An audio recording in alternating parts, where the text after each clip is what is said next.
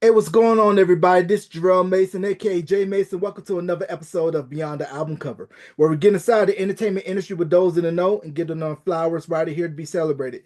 With me right now, I have a man. If you know anything 757 Hampton Roads, Tidewater Peninsula area, you know this man's name all too well, especially if you remember a group that appeared in the Motown Philly video and also East Coast Family, All for One, One for All. Sudden impact. We're gonna get into all that and more, and then some with the one, the only Mr. Tim Byrd. Mr. Byrd, thank you for coming on Beyond the Album Cover, sir. Thanks for having me. I'm glad you invited me. Man, I'm glad that I was able to get you on, man. The only thing missing was I wish you could send me some chickasee here in New Mexico. That was the one restaurant when my dad stayed in Newport News. I never got a chance to visit Chickasee. I think it was either off J. Clyde or Jefferson. I know there was one in Hampton, but I remember passing by it all the time when I would go visit my dad in Newport News. But if you know, you know, Chickasee, definitely a must stop if you're ever in Newport News. Yes, Chickasee is off of Jefferson, way down close to the bottom of Jefferson. And Yeah, oh yeah, yeah. yeah, it still pops. I haven't had it in a couple of years, but yeah, Okay. yeah, Yeah. Chickasee is that man. Yeah. Chickasee is it because, like I said, I would come through past the James River Bridge, coming off 58, going through Suffolk, Franklin, Cortland, when going to Newport News, and always passing by that with my dad in his '93 Pontiac Grand Am. But it's Nice. definitely one of the great memories I have of being in the 757 as a kid. Dad lived there for a good minute, was out in Fort Eustis, Oh so yeah. familiar with that part of VA as well. And we're going to get into all of that and then some. So let's just jump right into it. Where were you born and what was the first musical item that you purchased at the record store with your own hard earned money and not that your parents gave you? Okay. Well, that's a good one. I was born in Sacramento, California, 1970. Old head. 1970, born in California. After that, moved to Belgium. I'm a military brat. My father was in the Air Force.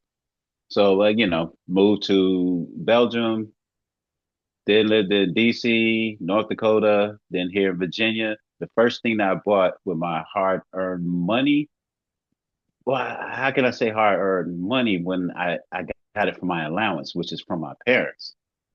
Could I use that? Yeah, go ahead.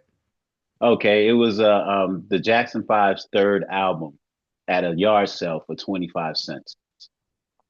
Oh Yep. man, can't go Yep. wrong with the Jacksons. And when you think of the Jacksons, they were the group that really took where we're gonna have a R&B based act, but have a pop crossover appeal, look and sound. It was all a part of that machine that Barry Gordy had at Motown. But by the time they came to Motown, they were already seasoned performing in and around the talent show circuit in Gary, in the Chicago area, at the Regal, and various venues around the Midwest. And they had a local record called Big Boy, which was on Stilltown. And Right. then that led to the attention of Bobby and the Vancouvers, who, for some that Right. don't know, Radon Chong's dad, yes, Mr. Tommy Chong, was Was in in the that band. group. Yep. And then, of course, the rocket ship fueled off for the Jacksons. And then decade later, we have five young men out of Boston following that same track in New Edition, but we're going to get into New Edition later. But the Jacksons really set the stage of what was to later come with New Edition and all the other kid acts that followed because they just really combined the sweet soulful sound of R&B, but with the look and the appeal that can appeal to middle America. Oh, that's 100%. Also, the Osmonds. They were responsible for the new version of the Osmonds because the Osmonds were already famous without Donnie. Jackson 5 came out, started making noise, and Osmonds added Donnie, which Michael and Donnie are the same age. They had I can't say it's a rivalry, but the Jackson 5 actually influenced a lot of stuff. They're the reason why I got into music. The third album wasn't the first album that I had from the Jackson 5. That's the first one I bought with my money when I was like 9 years old or something like that. But the Mhm. Jackson 5, Michael Jackson, is the reason why I do music to this day. Right, and going back to the Osmonds and the Jackson connection, I believe One Bad Apple was originally intended for the Jacksons, but they passed, Yep. and it went and Yep. recorded it by the Osmonds. But when you listen to "Love Me for a Reason" by the Osmonds, it kind of gives me the same vibe that "Please Don't Go Girl" did with New Kids. Very Right. soulful. Right. And it's sort of the same thing, jumping ahead. New Edition song, Is This the End? Actually, Please Don't Go Girl reminds me of Is This the End by New Edition. Hmm. You know what I mean? So Yeah. yeah, it was just like a whole influence. Yeah, with the Maurice Starr connection, having a hand in both Right. groups, had a chance to interview both Maurice Starr and Danny Wood. And if you remember, they did a bootleg version of Please Don't Go Girl, the video that only aired on BET back in the day. It was very low budget and whatnot, what have you, because a lot of people don't know New Kids were signed to the R&B division at Columbia CBS through Larkin Arnold and Cecil Holmes.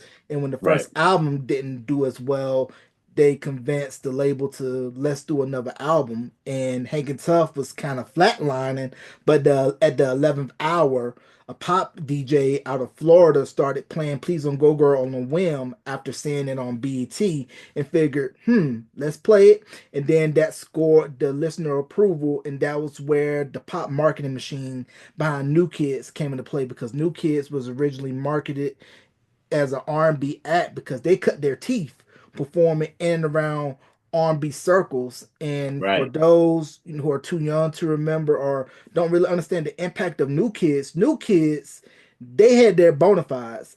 Apollo, Soul Train, once again coming up in all black venues. So Yep. going pop, it was almost where it was like, what is this? Because we weren't assembled to be a pop group anyway. Right. Yeah, they did their thing. You know, they really did their thing. They took it to the next level. And Hmm. the first video you were talking about, you said, "Pete, please don't go girl." That was a black and white video, wasn't it? That was the reshot video, the one that they shot at Coney Island, but they did an original one that was shot in and around Boston. One of the houses Nice. in the video, it was by Larry Wu. That was his house. He had put together the Boston-based group Finest Hour. So that was where they were Ah, still following the R&B strategy, and that video only got airplay on BT, probably Video Music Box if you up in the tri-state, if you know, you know, right. and other area regional video shows that showcased R&B. But once the pop train started rolling, that was when they shot the reshot at Coney Island and MTV, and all of the pop stuff came into play for them. Yep. That's dope. Yeah, so you mentioned, the hard-earned money behind the Jacksons' third album. And what made you say, I want to get into the business and learn how to produce, learn how to write? Was it a local artist or a writer or a producer that said, let me school you and show you how to get in the game? Or was it where you were just sitting on the radio listening to 103 Jams, WOWI, while thinking like, hey, I want to do this. Well, I got into music when I was 5 years old, and that was because of the Jackson Five. It wasn't really anybody influenced. I just sat up there with my records, with all the albums I had, and just listened every night. I would go hang out, play basketball as a kid, hang out with everybody. When I got home from either school or just playing, I would just put on the records and just study. That was my introduction. My initial reason for doing music was I wanted to be a singer because I was studying little Michael Jackson. That's what got the ball rolling. And then when we moved to Germany, hip hop came out, breakdancing, and rapping. So I became like a rapper, singer, but all this stuff I was doing on my own. It wasn't anybody that was local that took me to the side and said, "Hey, let me teach you this, teach you that," because I was already in the room studying. Didn't realize I was gonna elevate from trying to be a singer, trying to be a rapper, which I'll tell you the story about the rapper thing, the reason why I don't rap anymore, and to songwriting, and then to production. Fell into it by accident, but it was just like a growing process. Mhm. Now, with the production, was it where you were building your setup one piece at a time, or you went to somebody's house like, hey, you got this, I got this, let's do it together, or were you just building it piece by piece? building it piece by piece. And growing up with as far as like equipment, somebody always had a piece of equipment that I would always tinker around with it, and I always knew more than they did by just tinkering around with it. Because I've never read any user's guide for any kind of equipment that I got. I don't know what that's about, and I've talked to other producers; they're kind of like the same way. But I always figured it out. So it would be like a friend of mine would have a drum machine, like the first drum machine I ever dealt with. My cousin, he had the Dr. Rhythm, which is one of the first drum machines. And that's when I first started tinkering around with making beats. Didn't know what I was doing, but it was good enough. And what else? Keyboard. Somebody would have a keyboard and I'll play with it. And it was eventually over time I started buying my own, quickly Hmm. just buying my own. I started out with a keyboard. It was called a Techniques. I think Aaron can he'll remember that keyboard that we Hmm. used to do a lot of music with that one. But yeah, my friend Aaron Kane who used to be in Sudden Impact. But eventually I started to grow with more so how to put sounds together that I used to listen to as opposed to singing. So eventually I just started with a keyboard, started writing stuff, put together like an R&B group. I had an R&B singing group that I was in. Me, my cousin, and this guy named Angel Webb. And we used to do shows. And that's where I fell in the background. I was sort of like the Teddy Riley of the group. You Hmm. know what I mean? For those who don't know, Teddy Riley, the producer, New Jack Swing that helped invent New Jack Swing and all that. And he was in a group called Guy. My group was like a Guy type of situation. So I was like the Teddy Riley, the producer, the songwriter, and let the lead singer take all the action. Hmm. Now you mentioned Guy and Teddy and their influence. So what was it like for you being at that age around 85, 86 when you start to see R&B really make that transition from post boogie to post what was going on in Minneapolis with the guy on your shirt there, Prince and the Revolution, and all those associated acts ready for the world, and everybody influenced by that sound.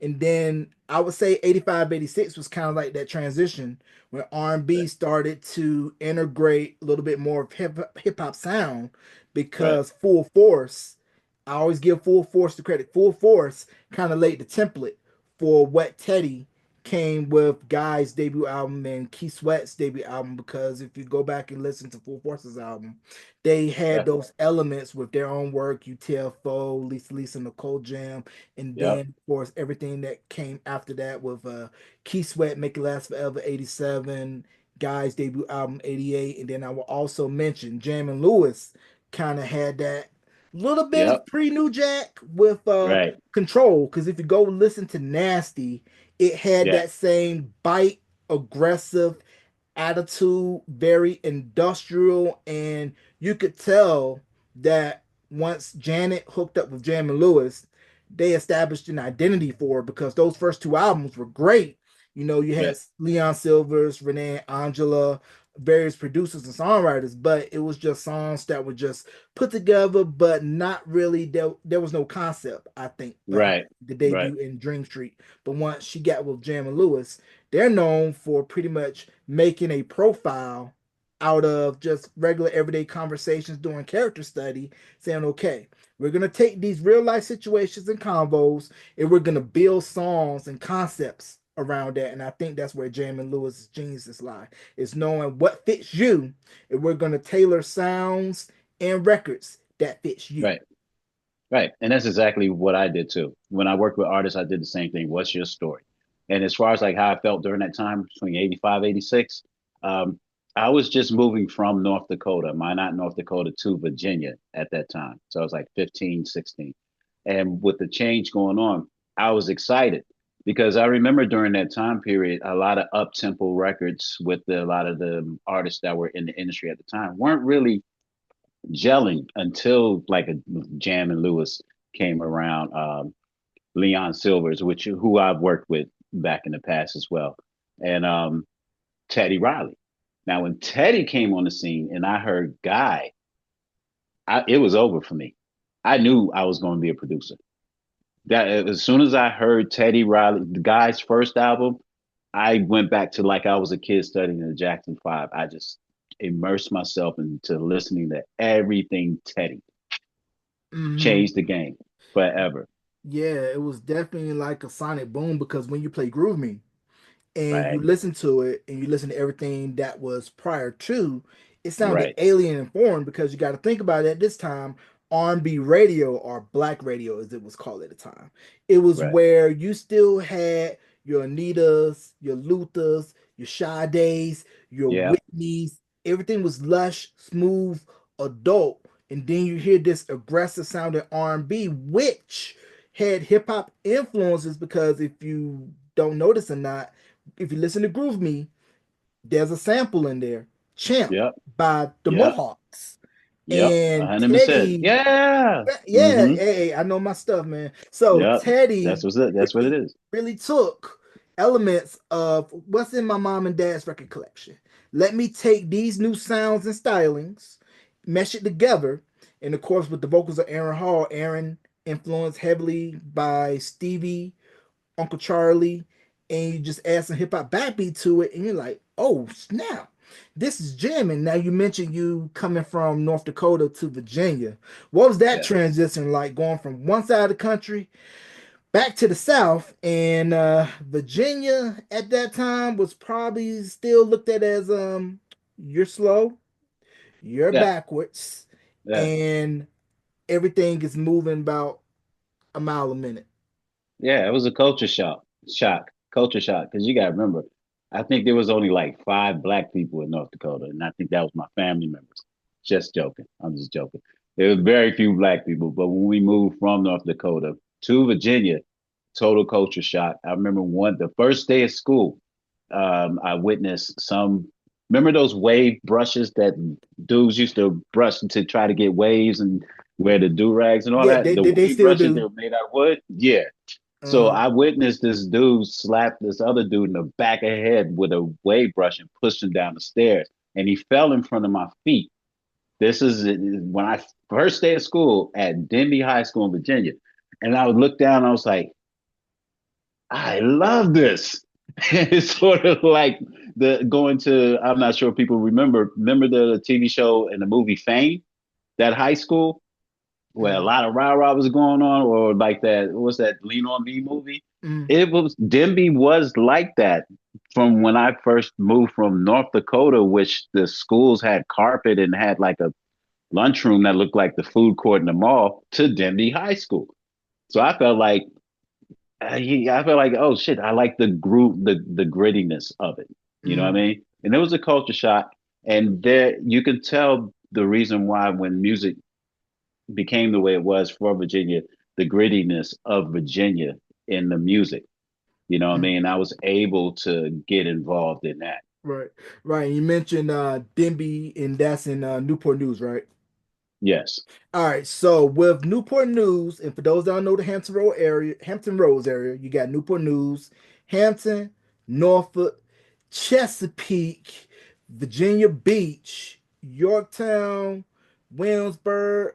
I don't think you'll put Gloucester in there, but No, was it that's not where? bad. So was it where Newport News kind of stuck with Newport News, and you didn't really interact much with kids from Hampton, Norfolk, Portsmouth, Virginia Beach, Chesapeake, or was it where everybody was kind of meshing because you all would go to like different spots and kind of hang? Kind of both, but at that time, between 85, 86, well, shit, moved here 86. 86, you would have to have somebody who had a car to be able to go to those places you just mentioned. But we did have dances and parties that where a lot of different areas, like people from Norfolk, Virginia Beach, Hampton, would all come to one area and have a party. Not too many people from Williamsburg and Yorktown and that side. They would have their own thing going on, and we would go out there and hang out sometimes. But that's the only time we would mesh with each other. But pretty much people would stay in their own area and vibe Mm. with their own area. Okay, or unless you knew a show was coming to town either at the Coliseum or the Norfolk Scope, one of those Right. two. Right. That's the only way you really, really could get it if you went to one of those. And you still Hmm. have to have a car. You know what I mean? Yeah, yeah, yeah. Because going from Newport News to Hampton, it ain't a hop, skip, and a jump. Mm. Especially if it's traffic too on Right, 64. And right. yeah, so if you Yeah, know, that you traffic is know. mean. Yeah, that traffic That traffic is mean. ain't nothing to play with. Especially if you have to go under the Chesapeake Bay Bridge Tunnel. Yep. Yeah, if you know about that tunnel, you know about that tunnel. You got a whole bunch of people who have phobia of bridges because of the Chesapeake Bay Bridge. Won't even Yeah, cross it. 100%. They'll Yeah, call a tow and say, "Hey, I'm at the Chesapeake Bay Bridge. I need you to come yeah. tow my car across because they don't Yep, like that 100%. water." I'm not doing that. Yeah, the No. same thing with the HRBT, I think it is. Mm, On 64, because a lot of people don't know that that bridge, not that bridge, but that tunnel, it goes underwater. And you're mm, driving underwater for a little bit until you get on the other side to where you meet Norfolk, mm, Virginia. mm. From Hampton to Right. Norfolk. Right. And Yeah, then one of the good things about being in the Tidewater area, you got the connections with HBCUs. You got Hampton, you got Norfolk State, of course you got ODU, Norfolk as well. You yeah, got William and Mary and Williamsburg, other institutions around there. So you're kind of getting the meshing of different styles, sounds, and cultures. And then of course yeah, with that part of VA not being so far from Northern VA and DC, you're getting that go-go influence too. yeah. That's 100%. Can you hold on? I need to turn on my light. It's getting dark. It's about to get dark in here. Yeah, for sure. Do you mind? Go.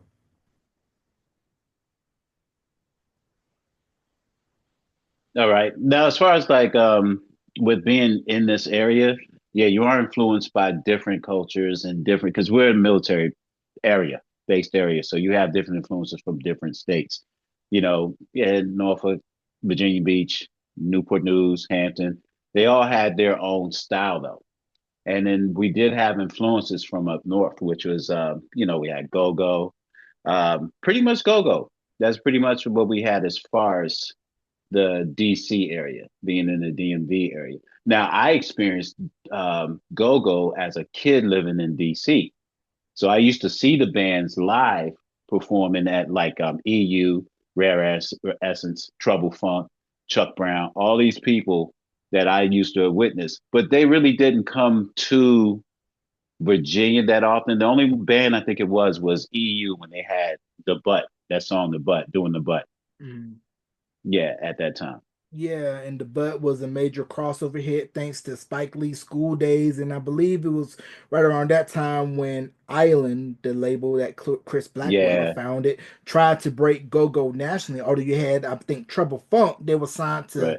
Def Jam because they had Pump Me Up and Sardines. But it's okay to Yeah, say yeah, yeah. that, one sound is known to a region and doesn't need to go national because I think when you try to chase that national appeal, it loses its luster. Now, a little Right. tidbit about Chuck Brown. He was originally born in North Carolina, in my neck of the woods in North Carolina, 252 area.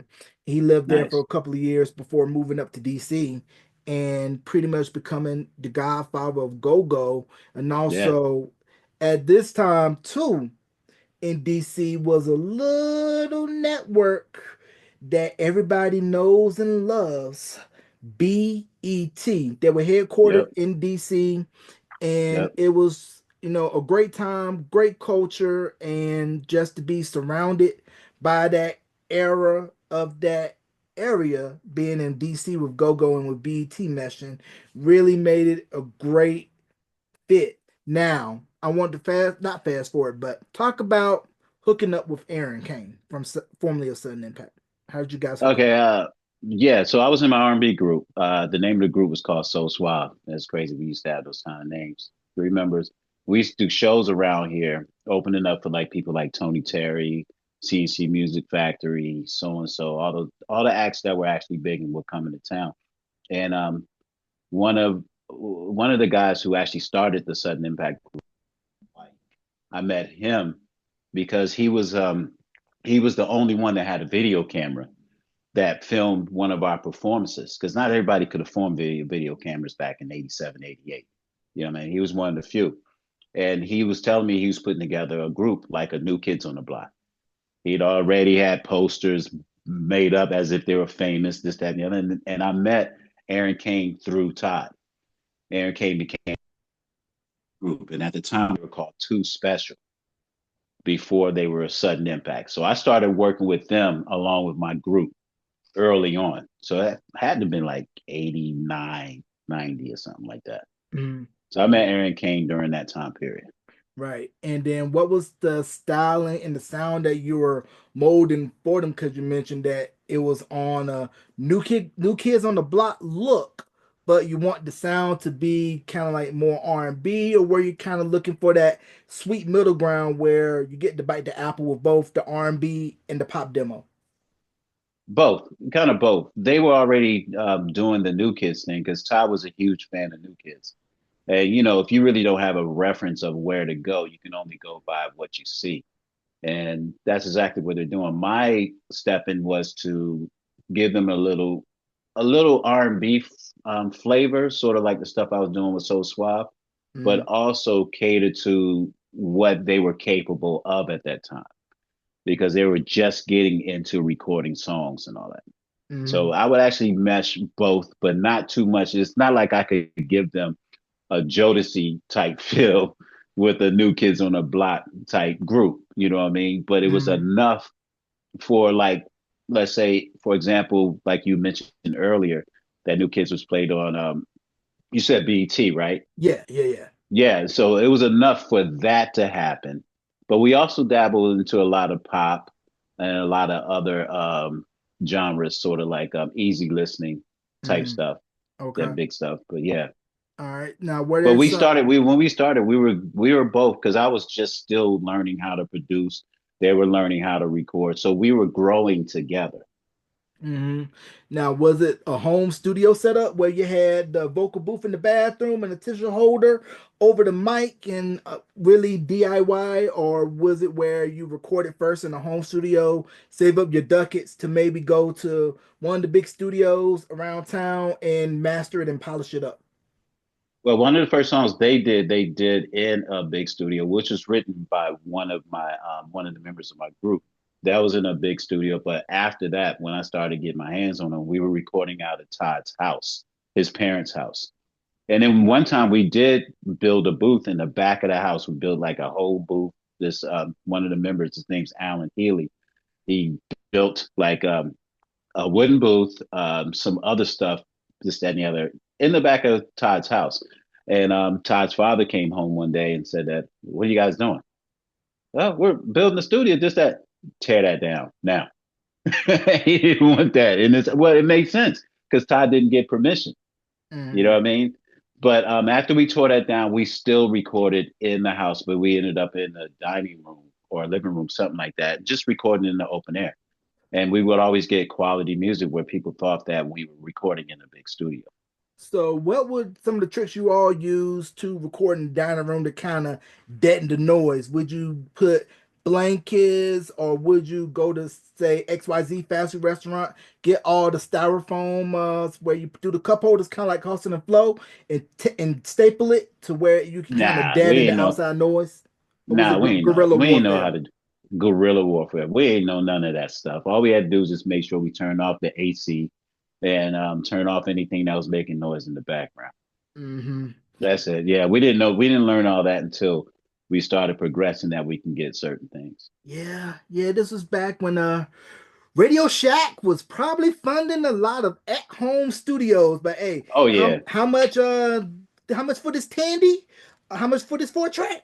How much for Mm-hmm. this? Or you go to somebody's local mom and pop electronic store, be like, hey, can I rent this out? Yep. Well, there was no renting, and it was very hardly buying because we didn't have any money.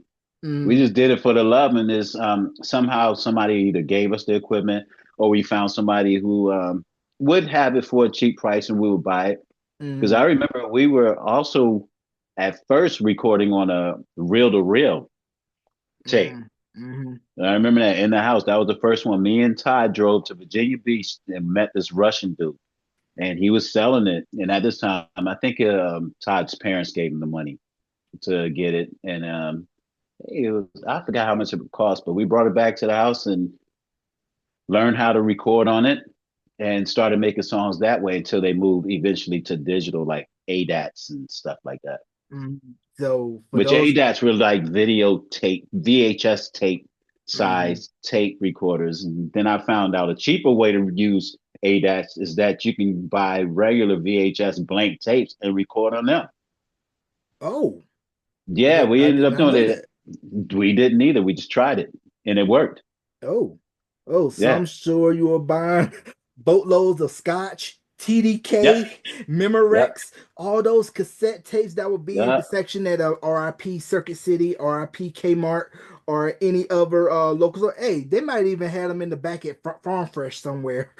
Yeah, exactly. And it'd be real, not get shouts to Todd White. Todd White was really the spearhead of everything, because he was we used to call him Ferris Bueller Mhm. because he would do stuff that, if you ever watched the movie Ferris Bueller, he was always into stuff that society wasn't, you know, into as far as getting into trouble, causing little problems, but he always found a way to get equipment.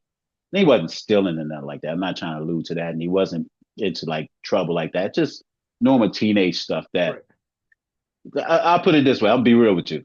Normal teenage stuff that white boys do that black boys couldn't get away with. Put it Right. that way. Right. That's it. Right. No Put two and two disrespect. together. Put two and two Right. together. Yeah. So Yeah. if you're recording on reel to reels, folks, you had to be on your game because reel to reels, you had to get a grease pencil, mark it, splice tape, razor, and cut, cut, cut, cut, splice, run it back through the reel until you got your edit. And now, thank God for digital, it's Yeah. just click and delete. But back then, Yep. it was a mission. Copy and paste, all that. But when we had our reel to reel, it was not the half-inch tapes were that thick. It was like the tapes were this thick, and we weren't that advanced to it to splice to Mhm. make edits because at that time our songs were like 6 minutes long. We didn't know how to stop. You Oh know what I wow, mean? Oh wow. yeah, yeah. We had a slow song called "Turn Out the Lights" that we did for that ended up being Sudden Impact. That joint was like 6 minutes long. We didn't know how to end because we were like, well, we want them to be able to hear this part. We also want to hear this part, which would be 4 minutes later. But we also want them to hear this part. So we didn't know how. We didn't know that you had to have radio edits because nobody told us. It was just us just doing it. Nobody told us nothing. Hmm. Yeah, and this was back during the days when radio stations they used to have no rap workday or no rap, and they Yeah. would adamantly play it in the liners. Because I remember as a kid hearing radio edits of singles with no rap when it had a rap in it. They would not play the rap version, or they would cut out maybe a second verse, chorus, and then go to the bridge to have that radio edit. Now with your demos that you all were making, did it get in the hands of anybody like at 103 or any other radio personality and starting to get local buzz? No, we weren't ready for that time yet. It was just mainly just recording songs, trying to figure out how to work the equipment, and just the excitement of being able to make songs. That's Mhm. what that was. It was just the excitement of making songs. I mean, we knew we wanted to be in the industry. We Mhm. didn't know how it was going to happen. Right. We just kept recording. Mhm.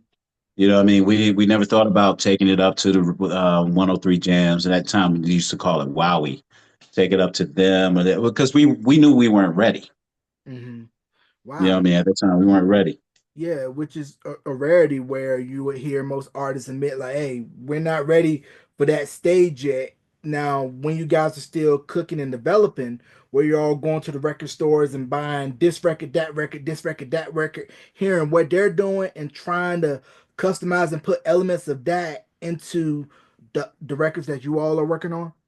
Yeah, 100%. Especially between me and Todd, and me particularly, because that was the only way you were going to grow is to listen to what was already working. Mhm. Sonically try to mimic the sounds that was in the records. And at that time, I was a huge Teddy Riley fan. As big as I was a Michael Jackson fan, I was a huge Teddy Riley fan.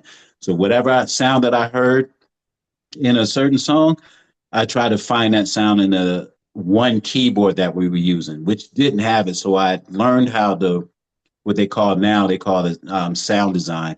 I learned how to mix sounds together to make that. Mm-hmm. to come close to it at least.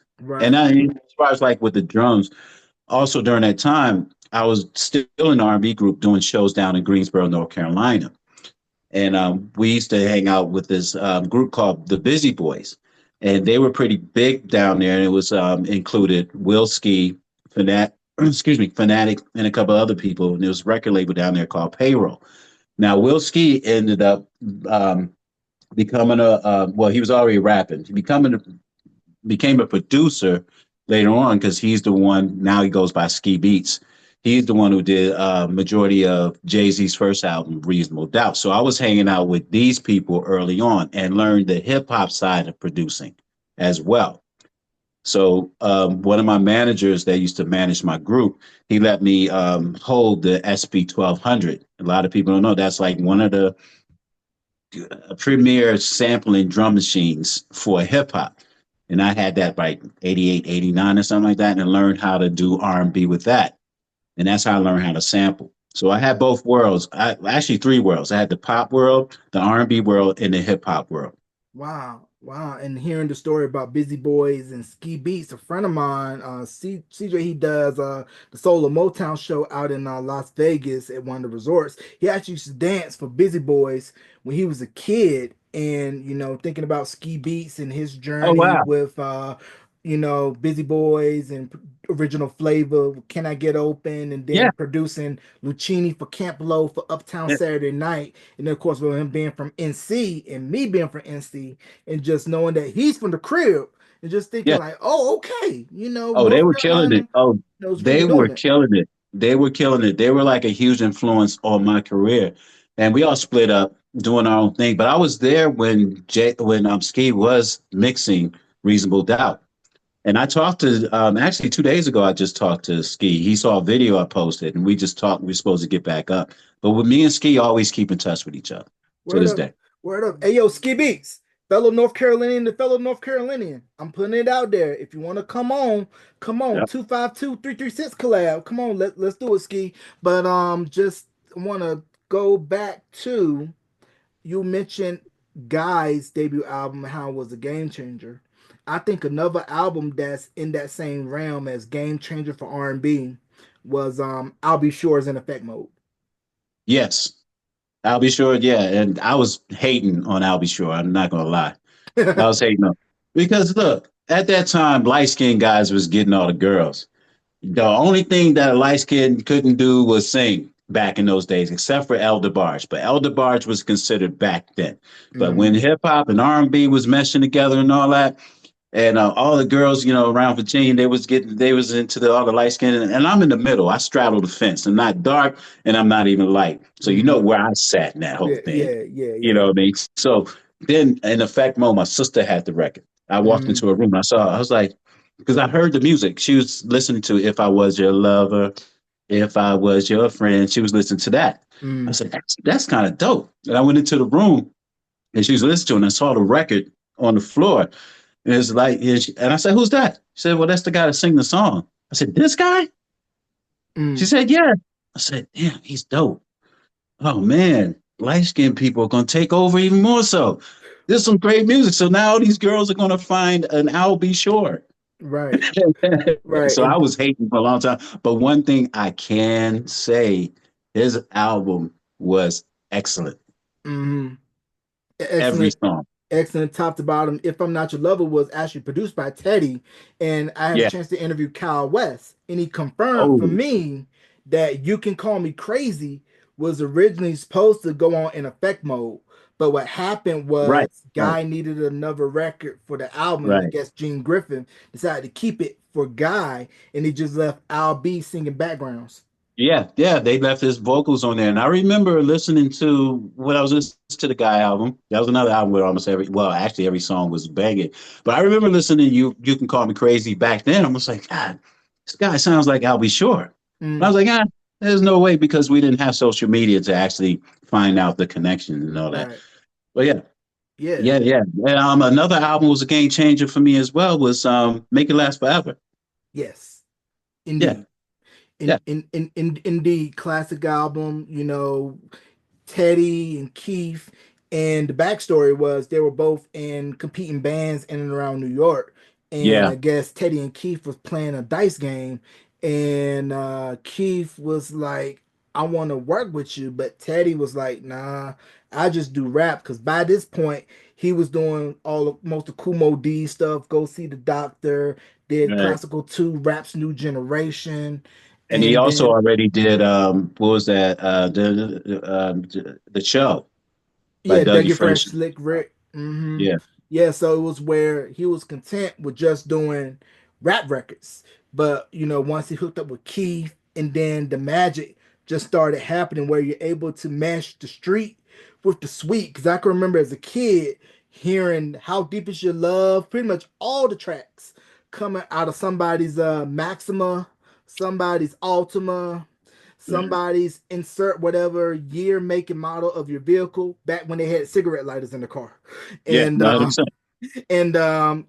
it was just a sonic album that let you know that a new time and a new sound was arriving in R&B music. And then I think another album that kind of holds that same kind of credence in R&B is the Heartbreak album. Because if Yes, you listen to Heartbreak and listen to prior NE albums, it was totally different sound and look from what yeah, we heard prior. And then with the addition of Johnny right. to really bring home the point that, hey, we're not boys anymore. We're young men. And now we have the sound and the look to showcase that. Then also at the same time too, there was a little monster album called "Don't Be Cruel" that was percolating in these streets, and that Yep. launched Bobby Brown into international superstardom. It was the greatest time for music. Real talk, especially for R&B. It was I think it was one of the greatest times for R&B because hip hop was taking over. And to mesh the two and it still worked was not that hard because I mean, what's hard? Because yeah, I think a lot of singers who come from church, it's hard for them to sing over a hip hop beat, Mm, with all the runs and things like that. And that's the reason why I took to Guy, because Guy made it work, because Aaron Hall was a church singing guy. You know what I mm, mean? mm, And it made it work. And that whole era between the albums you just mentioned was like the best album, and it influenced us when we were doing things. I mean, Todd, Aaron, and all them in it. Well, it was Todd and Alan who was in the group. They would spray paint their overalls and all that. That's because of BBD. And this is before they even got signed with Michael Bivins. mm. It was doing this. Now, dope. Now, how did they come to the attention of Michael Bivins and getting signed to Biv 10? All right. So back in remember I told you I was in my group.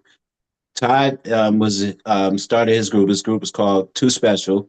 Then we were getting managed by this guy named Cecil Jenkins. Cecil Jenkins, he was out of Norfolk. I'm not sure if he was from there, but he used to dance behind Marvin Gaye. And he was also mentioned in Marvin Gaye's book, and he was supposed to be the guy that created the dance called The Rock, supposedly. So this guy Cecil was trying to get a bunch of local artists together to create like a Virginia song, like a drug-free Virginia song. So he had my group, So Suave. He had Two Special. He also had this group called Phase Z, which included Missy Elliott. So Missy Elliott, it was like three girls at the time.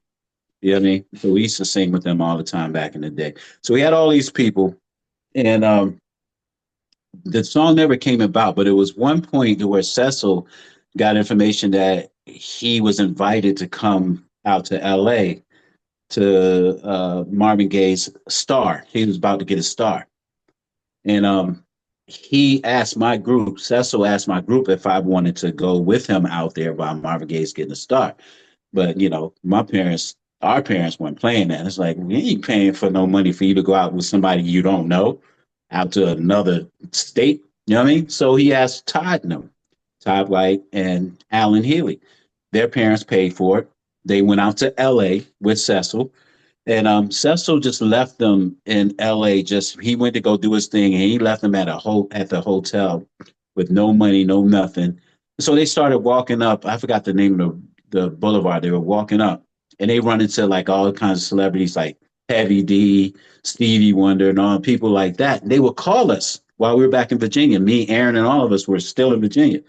They would call us at the house. Yo, we just ran into Heavy D. We just ran into this, that, and the other. And remember, long distance was crazy back then. You had to pay to make those calls back then. They would call often, and we thought they were wailing. We thought they were lying about the whole thing. Yeah. Next thing you know, we get the call say, "Yo, we just ran into Michael Bivins." Like, get out of here. He said, "Yeah, no, he offered us a record deal." And this is how it went.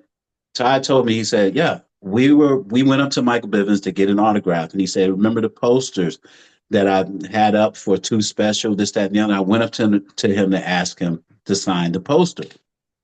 And Biff said, "Get that S out of my face," because he thought it was a poster of New Kids on the Block. That's what he thought. He said, "No, no, we're a new group, this, that, and the other, blah, blah, blah." And he looked at it and he was like, "Oh, that's dope." Signed the poster, and he said, "Look, what are you guys doing out here?" He said, "Well, we here with this guy Cecil, nothing panned out, and now we're looking for a record deal, whatever." He was like, "You know what? I got you. I'll pay for your way to get home, and I'll go ahead and send some contracts out." That's as Oh, simple as it happened. word. So pretty much almost similar to how Boys to Men popped up on bid, where you shoot your shot, you take your chance, and you ended Yep, up lucking out. yep, 100%. Yeah, that goes to show you people the early bird gets the worm and the closed mouth don't get fed. Right. I say it one more time. Mhm. A closed mouth don't get fed. You gotta go for what you want. Now you mentioned, they be assigned the poster, contracts go out, and what was that like once the pen put the paper, contracts, and them, starting the process of recording stuff for Biv 10. Yeah, so we then Tottenham brought me along as a producer and two of the other members of the group to help with vocals and all that of my group. And we just started coming up with songs. And once everything was finalized with the contracts, Michael Bivins put us in a studio in Virginia Beach called Master Sounds. And I think Teddy at the time was supposed to buy it because Teddy Riley had a studio out here in Virginia Beach, Future Sounds, right during that same time. And he put us in the studio and we were just coming up with a bunch of songs. And like I said, the 6 minute songs and all that. And we would send them to him and he would come down every now and then. And I think there's a picture online with all of us in the studio. But he would come down, check in, and say, needs a little more work or this, that, and the other, because we were still trying to find the right sound without them sounding like new kids. Mm-hmm. That's what it was. You know what I mean? Right. So, Yeah, because that was going to be the automatic comp, like, oh, new kids, and how you're going to differentiate your right. sound from new kids. Because, like I say all the time, nobody gives Maurice Starr his due, his Oh, yeah. credit, for what he did, with new kids, the songs, and just realizing, hey, right look, right songs, right sound, right time. And Right. as we saw, they were a worldwide phenomenon to where no new kids, no Backstreet, no boys, no NSYNC, no 90 degrees. And of Right. course, they in return always say, no new edition, no us. And that's the one thing I always admired about new kids is that they always set the record straight and said any is the foundation for what we do. Yeah, and I'm glad that they do that too, because a lot of artists don't really pay homage, and I'm glad that they did that.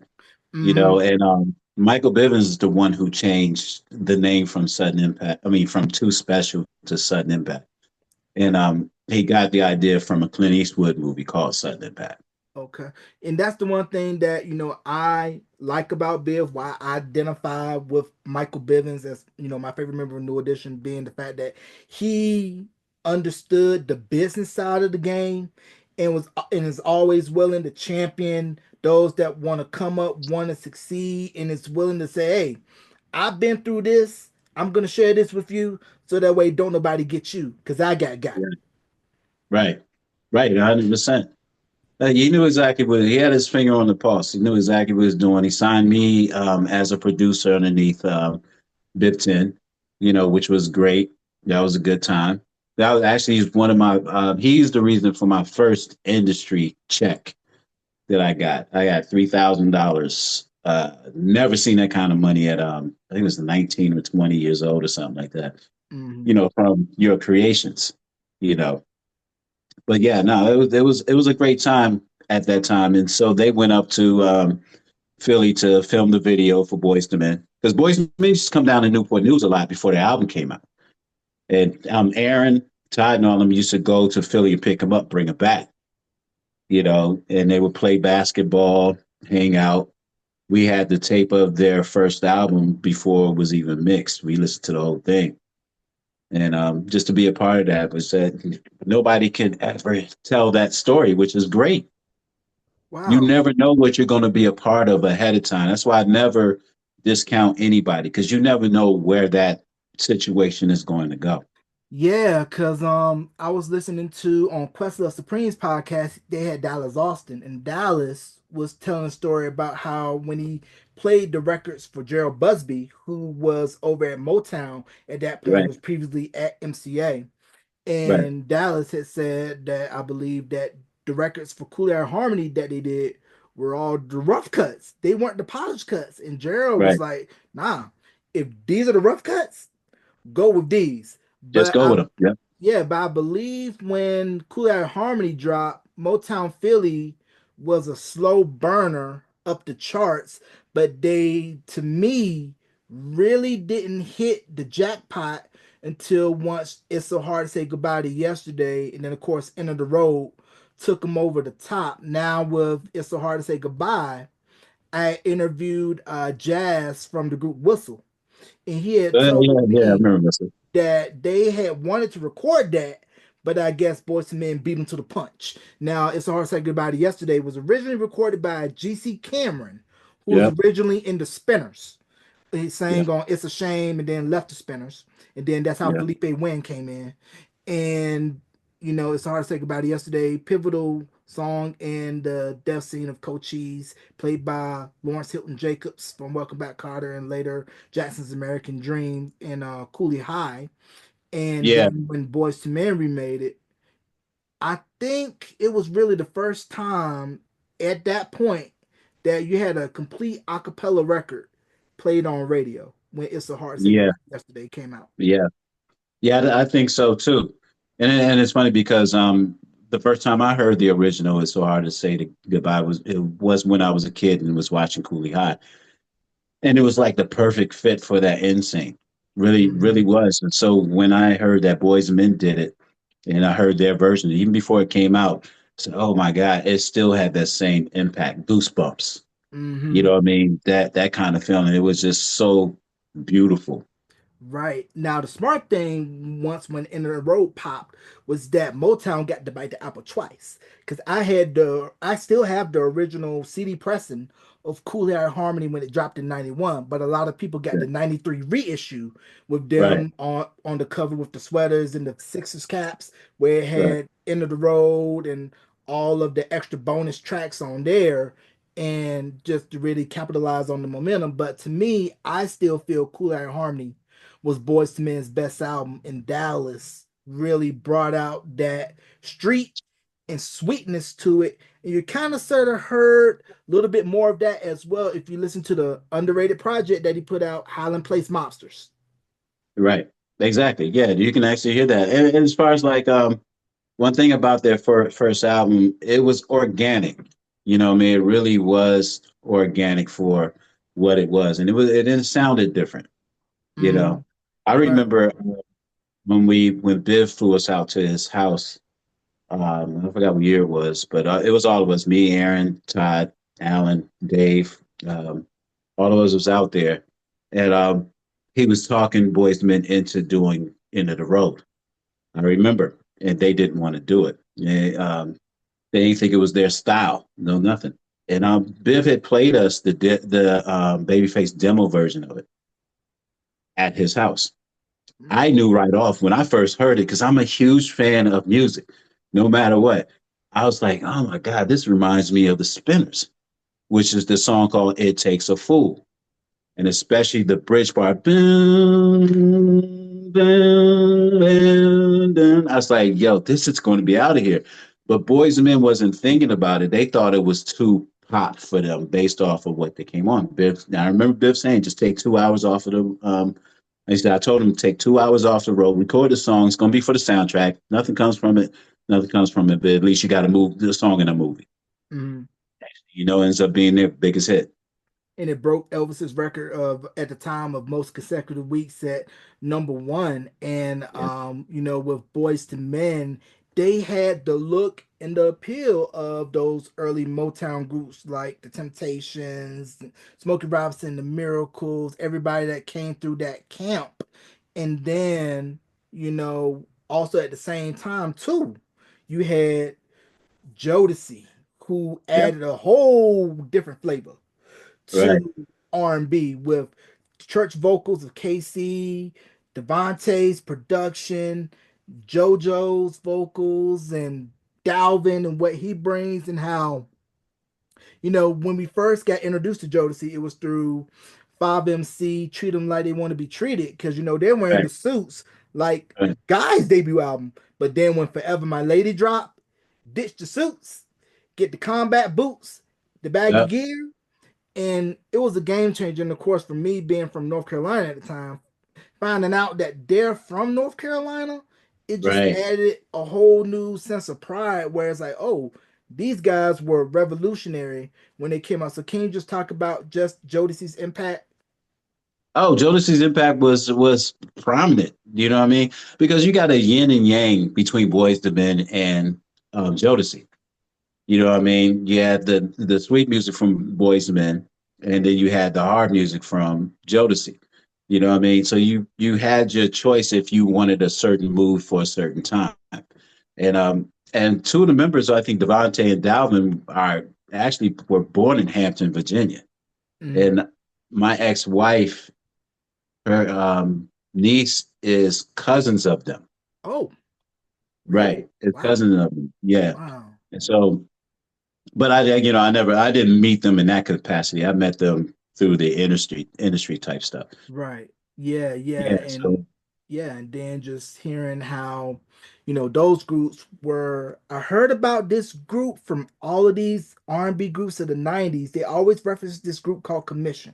I was like yeah, Commission, Commission, Commission, yeah. Commission, Commission. Me and Aaron was just talking about commission last night, commission intake six last night. And then hearing their records, and then having a chance to interview Mitchell Jones, and when I hear his vocals, like, oh, I hear where Sean gets it from, and Right. then I hear their sounds, their styles, and kind of see why Boyz II Men, Jodeci, Silk, Shy, all of these groups were heavily influenced by Commission. Because if you didn't know any better, you would assume that they were an R&B group, but little did they're doing gospel. And then, of course, you mentioned Kate Six, and then, of course, we had Dawkins and Dawkins, and everything that came Right. after that whole movement, that 90s gospel period really had heavy elements of New Jack Swing, R&B, also Company, group that Donald Lawrence was in. They had a track Right. Angel, which was produced by Stanley Brown.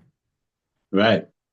Yeah. I mean, and it's really crazy how influences take you to another level because a lot of people. Uh, One thing I tell people, it's okay to be influenced. Just don't copy exactly what they're doing. You're never going to have an idea. Everybody's influenced by somebody or something Hmm. that teaches you to be your own, to come into your own. Like I said, I was influenced by Teddy Riley, also L.A. Babyface, Jimmy Jam, Terry Lewis, Leon Silvers. Leon Silvers was a key important person in my life, and I'm pretty sure with the group at the time. After we left Biv, after this situation with Biv ended, we went up to Future Records, which was Teddy Riley's studio in Virginia Beach, and we were trying to get a deal through him, through Teddy. And then we were waiting in the parking lot for something, and then this guy comes up, this, that, and the other. He has a ponytail, this, that, and the other. And he said, y'all looking for anybody? I said, yeah, we were trying to get in to see Teddy so we could show him my demo. And he introduced himself. He said, I'm Leon, this, that, and blah, blah, blah, blah, blah. He said, let me listen to your demos. I knew who Leon Silvers was. The guys didn't. They didn't know how important to music this guy was. Sitting in our car listening to music, I'm like fanning out without fanning out. Right. And so he listened to it. He said, look, here's my address. Here's my number. you guys come. I think it was either 2 days later or something like that. Come to the house and we can work on some music together. And that's how we got with Leon. Wow. Now, Leon Silvers, for those that don't know, the Silvers, there were no slouches either. Nope. And, his work that he did with Solar, I think that Solar run does not get talked about enough, does not get its just due in music. And also Solar, I believe, kind of sort of had a hand in helping Death Row get off the Yeah. ground. And the Right. beginnings of Solar was because of a little show called Soul Train, because Dick Griffey was working on Soul Train with Don Cornelius. They Yep. started Soul Train Records, put out the Soul Train gang, but when Don decided to focus full time on the show, got out, that's when they changed the name from Soul Train Records to Solar, Sounds of Los Yep. Angeles Records, and that's where we had all those classic records, Lakeside, Dynasty, um, Shalimar. Shalimar, and then of course Whispers and Yeah. Midnight Star, Yeah. that great record. So just talk about Solar's legacy and how it doesn't, I think, get the credit that it deserves, like how we talk about Uptown and LaFace and all these Oh yeah. boutique Yeah. black labels and what they did for the industry. Definitely. Yeah. No. Huge influence. Actually, it's one of those time periods where it changed music as well sonically. You know what I mean? It really did. And as far as like when we left Biv, it was more like I'm trying to think how we left Biv. I know I left was because there was no work. I wasn't getting any work at this, that, and the other. And with them, I think it came to a point to where Biv wasn't moving fast enough to put them out. Well, to be honest with you, with hindsight's 2020, we weren't ready at that time. Mm, We weren't ready, so we started getting better and better. That's how we hooked up with Leon. And Leon um, taught so much without even teaching. He used to tell us all the stories that nowadays people probably know, with as far as like who was fighting who, this, that, and the other, as far as like the Whispers, Lakeside, and all that stuff. He used to tell, but the guys, Todd and them, Aaron and all them, they didn't know who they were referring to. I did. I grew up with all that music, so I was intrigued. Aaron and them was probably like, okay, let's gotcha, I understand. Let's get this music done, blah blah blah. Not realizing they're with royalty. mm, Aaron, to this day, he said, "Man, I wish I knew now how important Leon was to music, because Leon Silvers was mentoring L.A. and Babyface, Jimmy Jam, and Terry Lewis when they would produce records for Solar. You know what I mean? mm, Yeah. So he's a huge deal. We did that, worked with him for like a year or two or something like that. And it came to a point to where a couple of guys from Sudden Impact, well, they ended up becoming the white guys after that, before we mm, left. They were called the white guys. But we ran into two of the members of Boys to Men. They were on tour, I think, in Richmond, and they were just starting their record company called Stone Creek. And we played in the demos that, well, they played. I wasn't there. I was still back in Newport News. They played Mike McCary, the bass singer for Boys to Men. The demos that we were doing with Leon, because mind you, I was producing with Leon. You know what I mean? But they were mainly my tracks, but Leon would clean them up. You know what I mean? Taught me tight harmony and all that. mm. And Mike was like, "Oh, I love this. We about to start a label. We want y'all to be the first group signed." And then we ended up with Stone Creek Records with Boys to Men Mm, in '95. and was this before they signed Uncle Sam? Yeah, so Uncle Sam wasn't there yet. Okay. Okay. Yeah, way before Uncle Sam was even a thought. You know what I Okay. mean? And at Okay. this time, I was working with Dave Hollister, because I was supposed to be on Dave Hollister's second solo album, I think it was. Because we did a bunch of songs together. We recorded one at Stone Creek. That was another big check that I got from Eric Sherman. That was when Dave Hollister was signed to, was it Def Squad? Mm-hmm. Yeah, Def Squad underneath Eric Sherman. So I was Okay. working with him.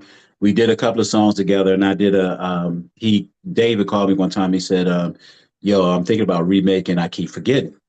He said, "But I want a different feel." He said, "I like your drums and the drums that you." I was like, "I'm sampling these drums from Teddy to talk about. You should be used to that." You know what I mean?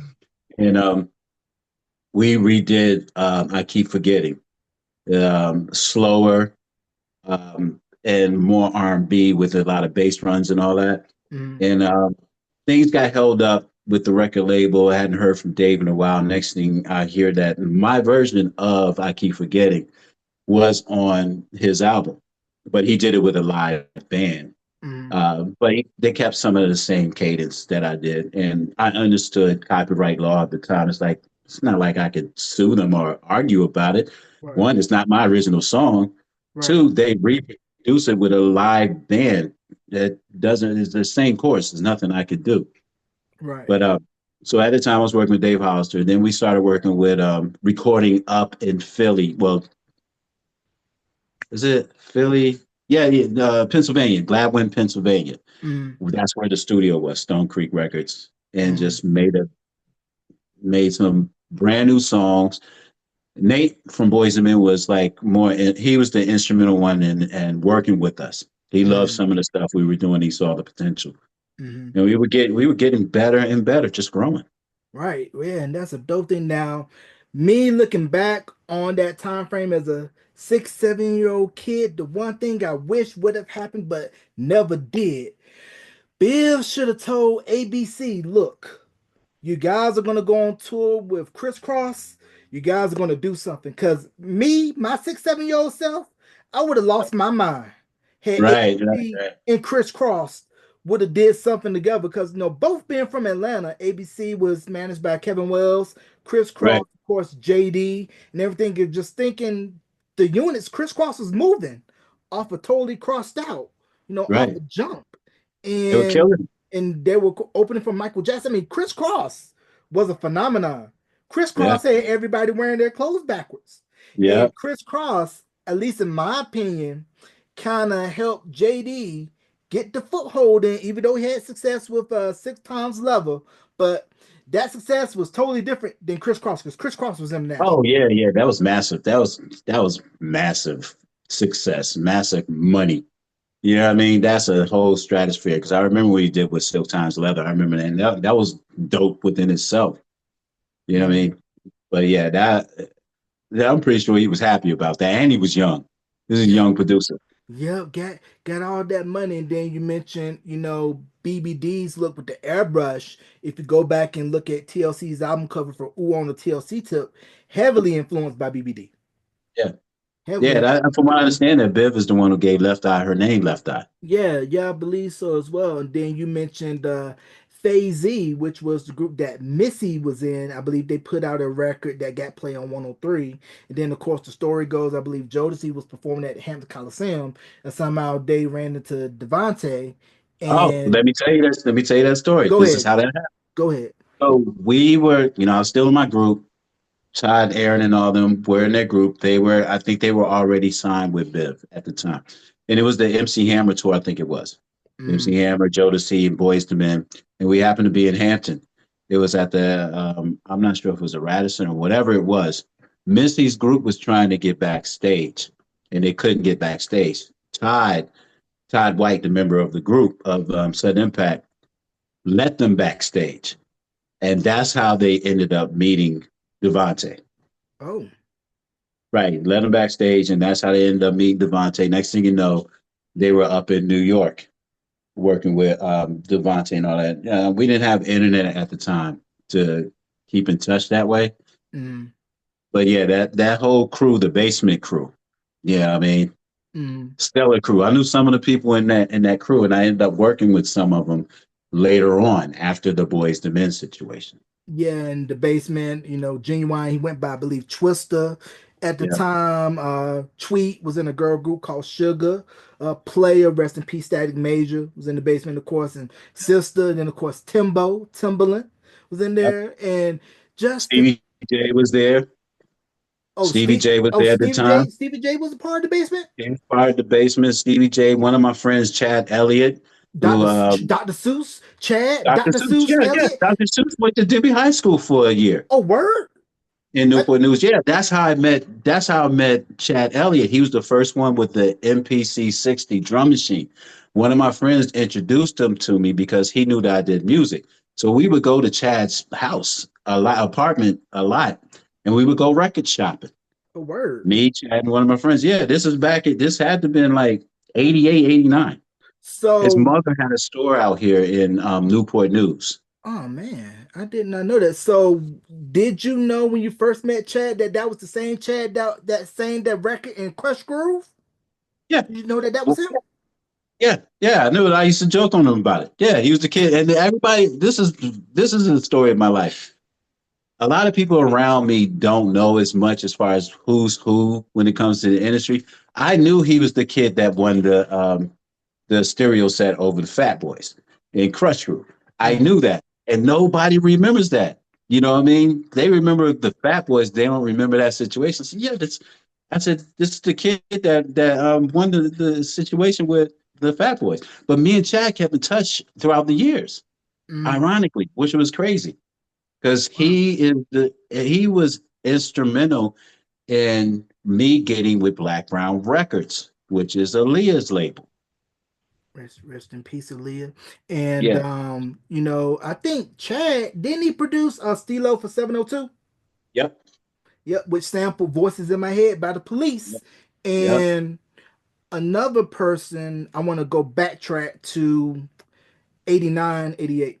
This one artist I think was super cold, but doesn't get talked about. Dino. Mm, Dino was cold. Especially if you yeah. listen to 24/7. Definitely Yeah. sounds like it could companion or accompany Night and Day. Right. Right.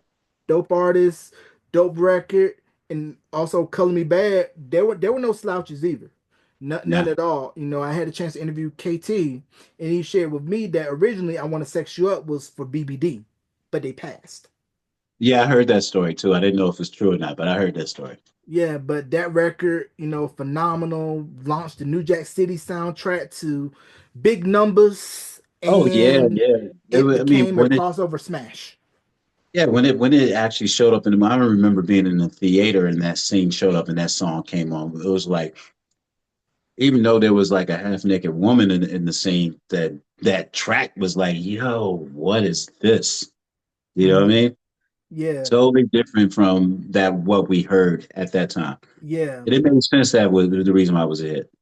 Produced by Dr. Freeze and Spider Yeah, Man, and then yeah, another group that I felt should have blown up, but they came out, I think maybe a year or two, right around when New Jack Swing was transitioning out, going into hip hop soul, was a Good to Go. yeah, yeah, yeah. Good to go. I remember Good to Go. Yeah, Never Satisfied. They were, I think, managed by Hiram Hicks because he was Iron Hicks. managing BBD at the time. He had came in working with New Edition right around the Heartbreak Tour, and of course, managing BBD. They're Good to Go. And then, of course, I when he remember Iron. found those four boys up in Baltimore, Drew Hill. Yep. Yep. And then just thinking about how Giant really had a stranglehold on the pop R&B sound side of things because you had Color Me Bad, you had Good to Go, you had Jade, you had Jeremy Jordan. His album, I Yeah, I told remember him when that. I told him when I interviewed him that his album I think kind of set the template to what Justin would later come out with Justified in that perfect mold of pop R&B, and what Cassandra Mills did over there was nothing to be sneezed at. Yeah. Yeah. Some great stuff. Great, Real great, talk. great stuff. And then I want to know your take on Troop, because a lot of people tend to think Troop. I think they should have been bigger. They should have been bigger. But Yeah. Troop, their look, their sound, their style, it was very West Coast with them being from Pasadena, but their dancing was more pop, lock, freestyle, while they still had the same polish as New Edition, but New Edition, as we know, with Brooke Payne coming from the school of the Charlie Atkins style of Right. dancing and being Right. fascinated with groups like Blue Magic, Temptations, Whispers, Delphonics, Troop. Right. When they came on stage, they just punch in the mouth right away that they were going to come full force. Well, they had a mixture of hip hop dance along with the New Edition thing, but it was more hip hop influence. Now with Troop, now I know that everybody thought that song "All I Do Is Think of You" was their original, but for years I never forget when they first came out. I was kind of mad at that because I'm a huge Jackson 5 fan. I already knew the song. I knew who, sang the original song, but nobody would believe me and listen to it. I Mm, remember one time I was when I first moved here. I met this one girl. She found out that I can sing. She said, "I heard that you could sing this, that, I was like, yeah, yeah, I sing a little bit." I said, "Matter of fact, I just wrote this song last night. I want to sing it to you." So I started singing. I can't wait to get to school each day. Wait for you to find my way. So she's like, "Oh my God, that's a beautiful song," and that's led me to. She introduced me to the would end up being my lead singer of my group. But by this time, Troop wasn't out. So she was under the impression that I wrote this beautiful song, but I got it from the Jackson Five. I think it was a year or two later, Troop comes out with All I Do Is Think of You. And I was like, I hope she doesn't remember that, mm, that I stole that song from the right, Jackson Five. right. But Troop was dope. I wasn't a fan of their version of it at first because I was Team Jackson Five. I'm just gonna be honest. Mm, And Aaron would tell you that too. I'll just be honest, but I actually started to realize how important Troop was. Troop was dope, especially since they mixed hip hop along with that. Well, yeah, Spread My Wings, yeah, all of that. Chucky mm. Booker killed it. Yeah, he definitely did. Troop for me, No Addition's my number one. Troop is my number two. I interviewed Nice. Chucky Booker. Chucky Booker told me that Turned Away was originally supposed to be a Troop record. Wow. But what ended up happening was he played it for Sylvia Rome, who was over at Atlantic. And Sylvia Rome told him, "No, this is going on your record." And he tried to convince her, "This is a Troop record." She was like, "Nope, this is for you." And when he told Uh, Troop oh this, yeah, yeah, and they yeah. were like, "Hey, we want a record similar." And that's how they came up with Spread My Wings. And then, of course, when I interviewed Rodney, John, and Steve, they all confirmed, that was true, that Turned Away was originally a Troop record. And Chucky Booker is another one that doesn't get his flowers as well for what his contribution to music as well. Yeah, he ended up being a music director for Janet Jackson. You know Mm-hmm. what I mean? But he's another one that doesn't get his flowers. Mm-hmm. Shout out to Chucky Booker. I never got a chance to meet him. I've been in situations to where I could have, but certain things would happen to where we wouldn't be able to be. But huge fan. Right, right. And then we mentioned Fat Boys earlier, and I still say that Prince Marky D doesn't get the credit he deserves as a songwriter, as a producer for the work he and Corey Rooney did. Of course, Real Love being a Yeah, worldwide smash for Mary J. But the Free I agree. album that he did, Prince Marketing and the Soul Convention, his work with Menagerie, and then Yeah, the Love Daddy album was actually a good follow up to the Free right. album. In my opinion, it was no skips, and just to realize that Prince Marky D was really heavy into R&B. Yeah, 100%. You know what I mean? And I did not know that he was producing those records. You know what I mean? Mm, Did not know it. Until I started to think about it. It's like, oh snap, because mm, I was a huge Kenny Green fan as well because I was an intro fan. That was another group that I was trying to pattern my group after once they came out. mm. Guy and intro.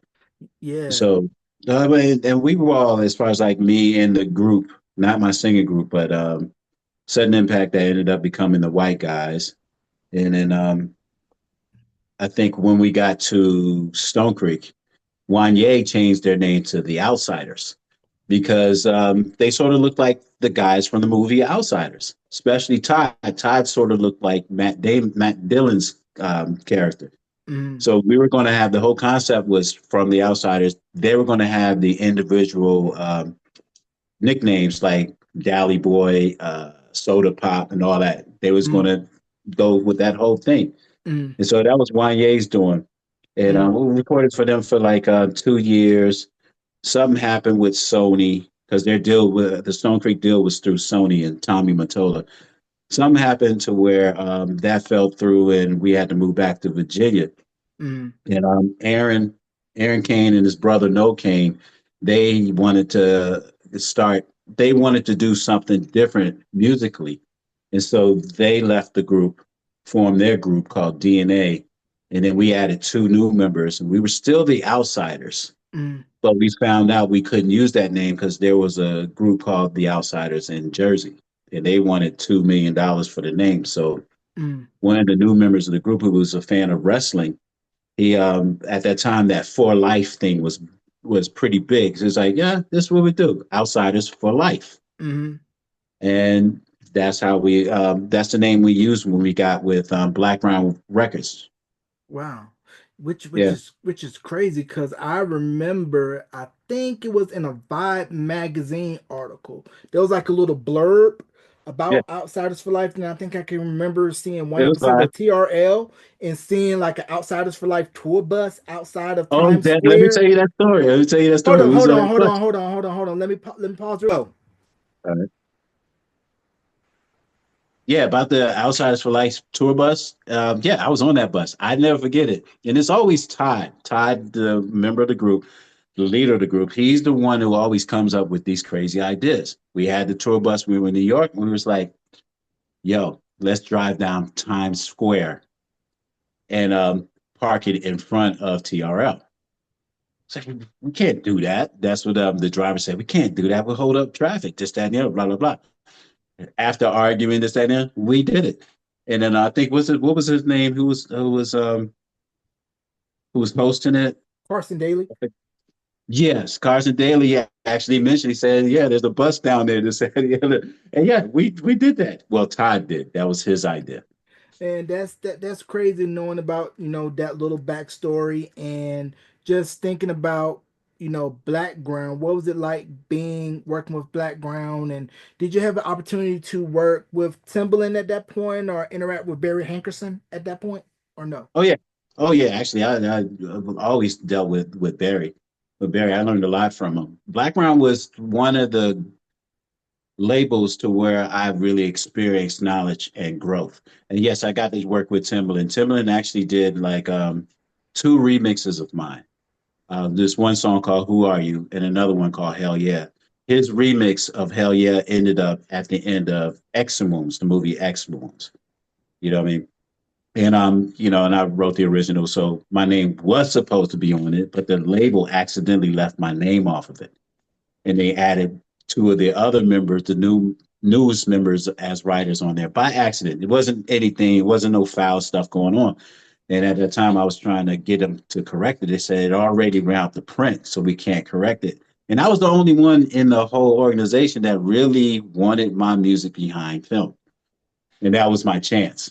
And Hmm. I didn't get my name on there, but yeah, Timberland did two remixes for me, and he also did a track for Outsiders for Life called College Degree. We did a full video of it, you Hmm. know, and he's in the video. So, and I got a chance to work with Aaliyah, recorded Aaliyah on this song called Ain't Never. And Hmm. it was sort of like the song like Same Girl that Hmm. I think was it Usher and R. Kelly did or something like that? Yeah, yeah, yeah. It was before that. It was two guys that was actually finding out that they were being played by this one girl, Wow. and Aaliyah happened to be on that record. And nah, it was a great time. We did some recording. I got to work with Static, Black, and Smokey, all three from Player, Hmm. an individual. And I learned a lot from as far as production and vocal arrangements and harmonies and all that strongly from that group, Player. Right. Because I've met Player before back in Virginia, back in those days when I was in my singing group. Hmm. We opened up for them. Hmm. And we knew about them back in Virginia before they came out with their first album because my boy Knotts, his manager, who used to manage So Suave, used to come to the studio all the time. He said whenever a new group was coming out, he said, "Yo, I got this new group. It's called Player. This guy named Timberland. Timberland didn't have a name yet. I think they were still part of the Basement Crew, and it was this song called "Don't Stop the Music" that he had brought to me. He said, "Tim," he said, "I know you can actually do something with this group, this, that, and the other." And Hmm. it never happened.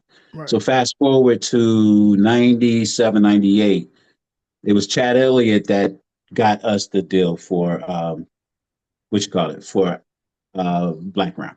Oh, wow. Wow. Yeah, I sent him a demo. He was working with Flavor Unit at the time because we Boys and Men's thing fell apart. Their label fell apart in '97, so we were in limbo. And each time that we were in limbo with something, we always went hard at growing. Hmm. No matter what, we stayed in the studio, stayed at Todd's house and just recorded, wrote, recorded. And there was one situation where we ended up on this compilation, and it had my production on it. And I was like, you know what? Let me at least get a deal, a management deal, from some manager to get me some production work. And I Mm, sent it to Flavor Unit. And it happened, I get a call back. It happens to be Chad Elliott. You know what I mean? mm, After all these years, because remember, it was like either 88, 87, or 88 the last time that I saw him. mm, And so this is 98, mm. 10 years later. Yeah. And he Oh, said, yo, man, I heard it. He said, who's the group that's singing that last song called I'll Be Damned? I said, oh, yeah, that's outside. We're still outsiders. That's outsiders, the white group. He said, oh, that's ironic. I was working out with Barry Hankerson, and he said he was looking for a white group. He mm, said, do you mind if I send it over to him? I said, go ahead. Go ahead.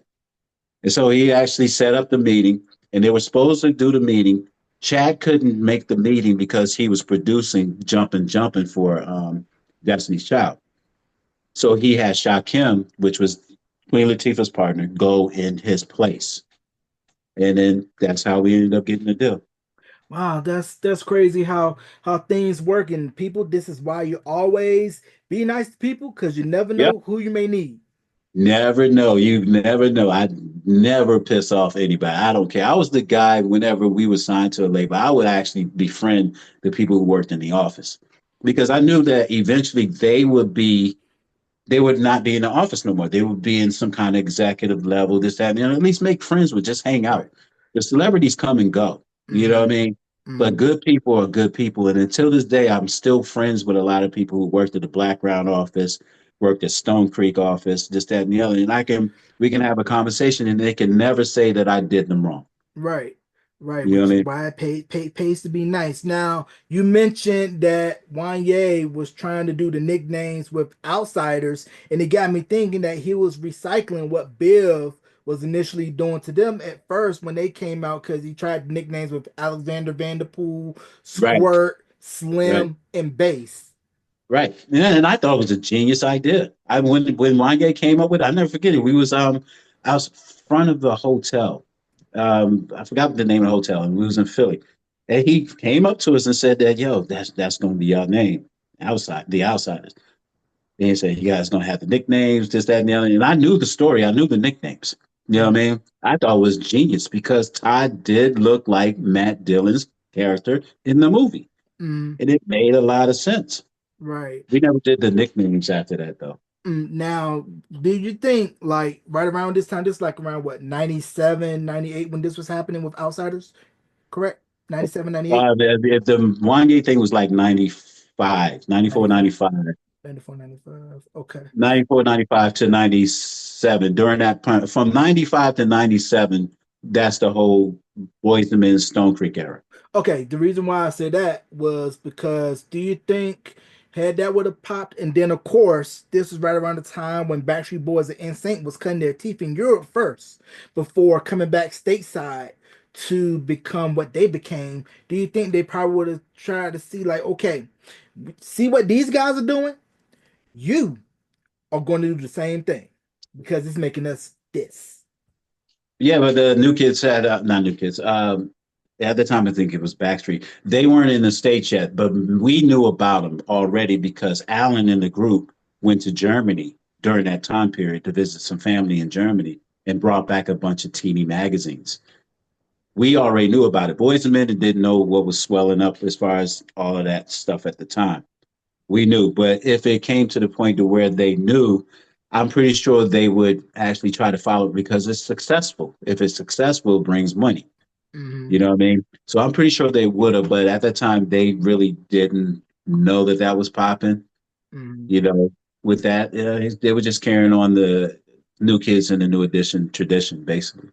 Yeah, because 98 Degrees kind of fell into that same boat. Because, when I Right, interviewed Jeff from 98 Degrees, when they first came out, they were originally supposed going to be like Boys to Men.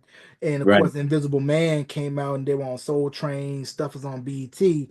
And then, of course, the pop switch happened when label execs changed. I think Andre Harrell, rest in peace, had yeah, left that's big. Motown at that time. New regime comes in, they see what Backstreet Boys and NSYNC is doing. Look, you guys are gonna do this. because Yep. it's making us this.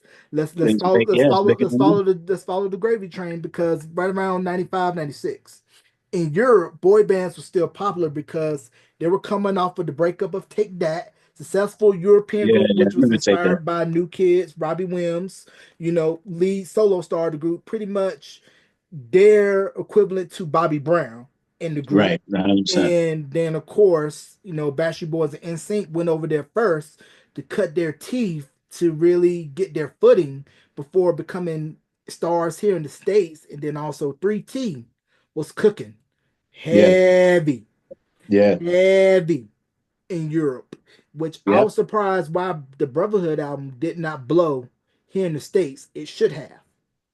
Well, again, United States, they do pop music different and R&B music different. They don't hold on to it too long. You know what I mean? For some reason, us here in the United States, once it blows up, we don't check for it anymore. We don't stay long fans with the music for some reason. But overseas, I've noticed that they'll hold on to it. I mean, I just watched some old documentaries, not documentaries, this TV show with 3T, and they were still getting love, even though they didn't have had any records out in a long time. They were still getting love overseas. Mhm. Yeah, we don't really hold on. I call America the Apollo.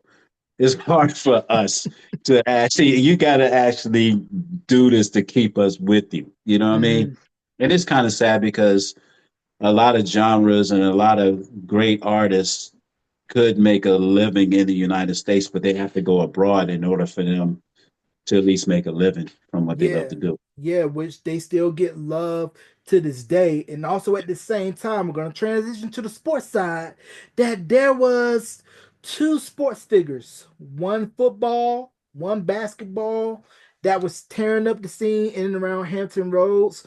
One later went to Georgetown, one later went to Virginia Tech, and single-handedly put the Hokies on his back and Yep. almost beat the Florida State Seminoles, rest in peace, Bobby Bowden, in the Sugar Yeah. Bowl. So can you just talk about the impact of AI, aka Bubba Chuck, and Michael Vick, and what they meant, what they still mean to the culture, and just seeing how they came from the 757 and did what they did on the global stage?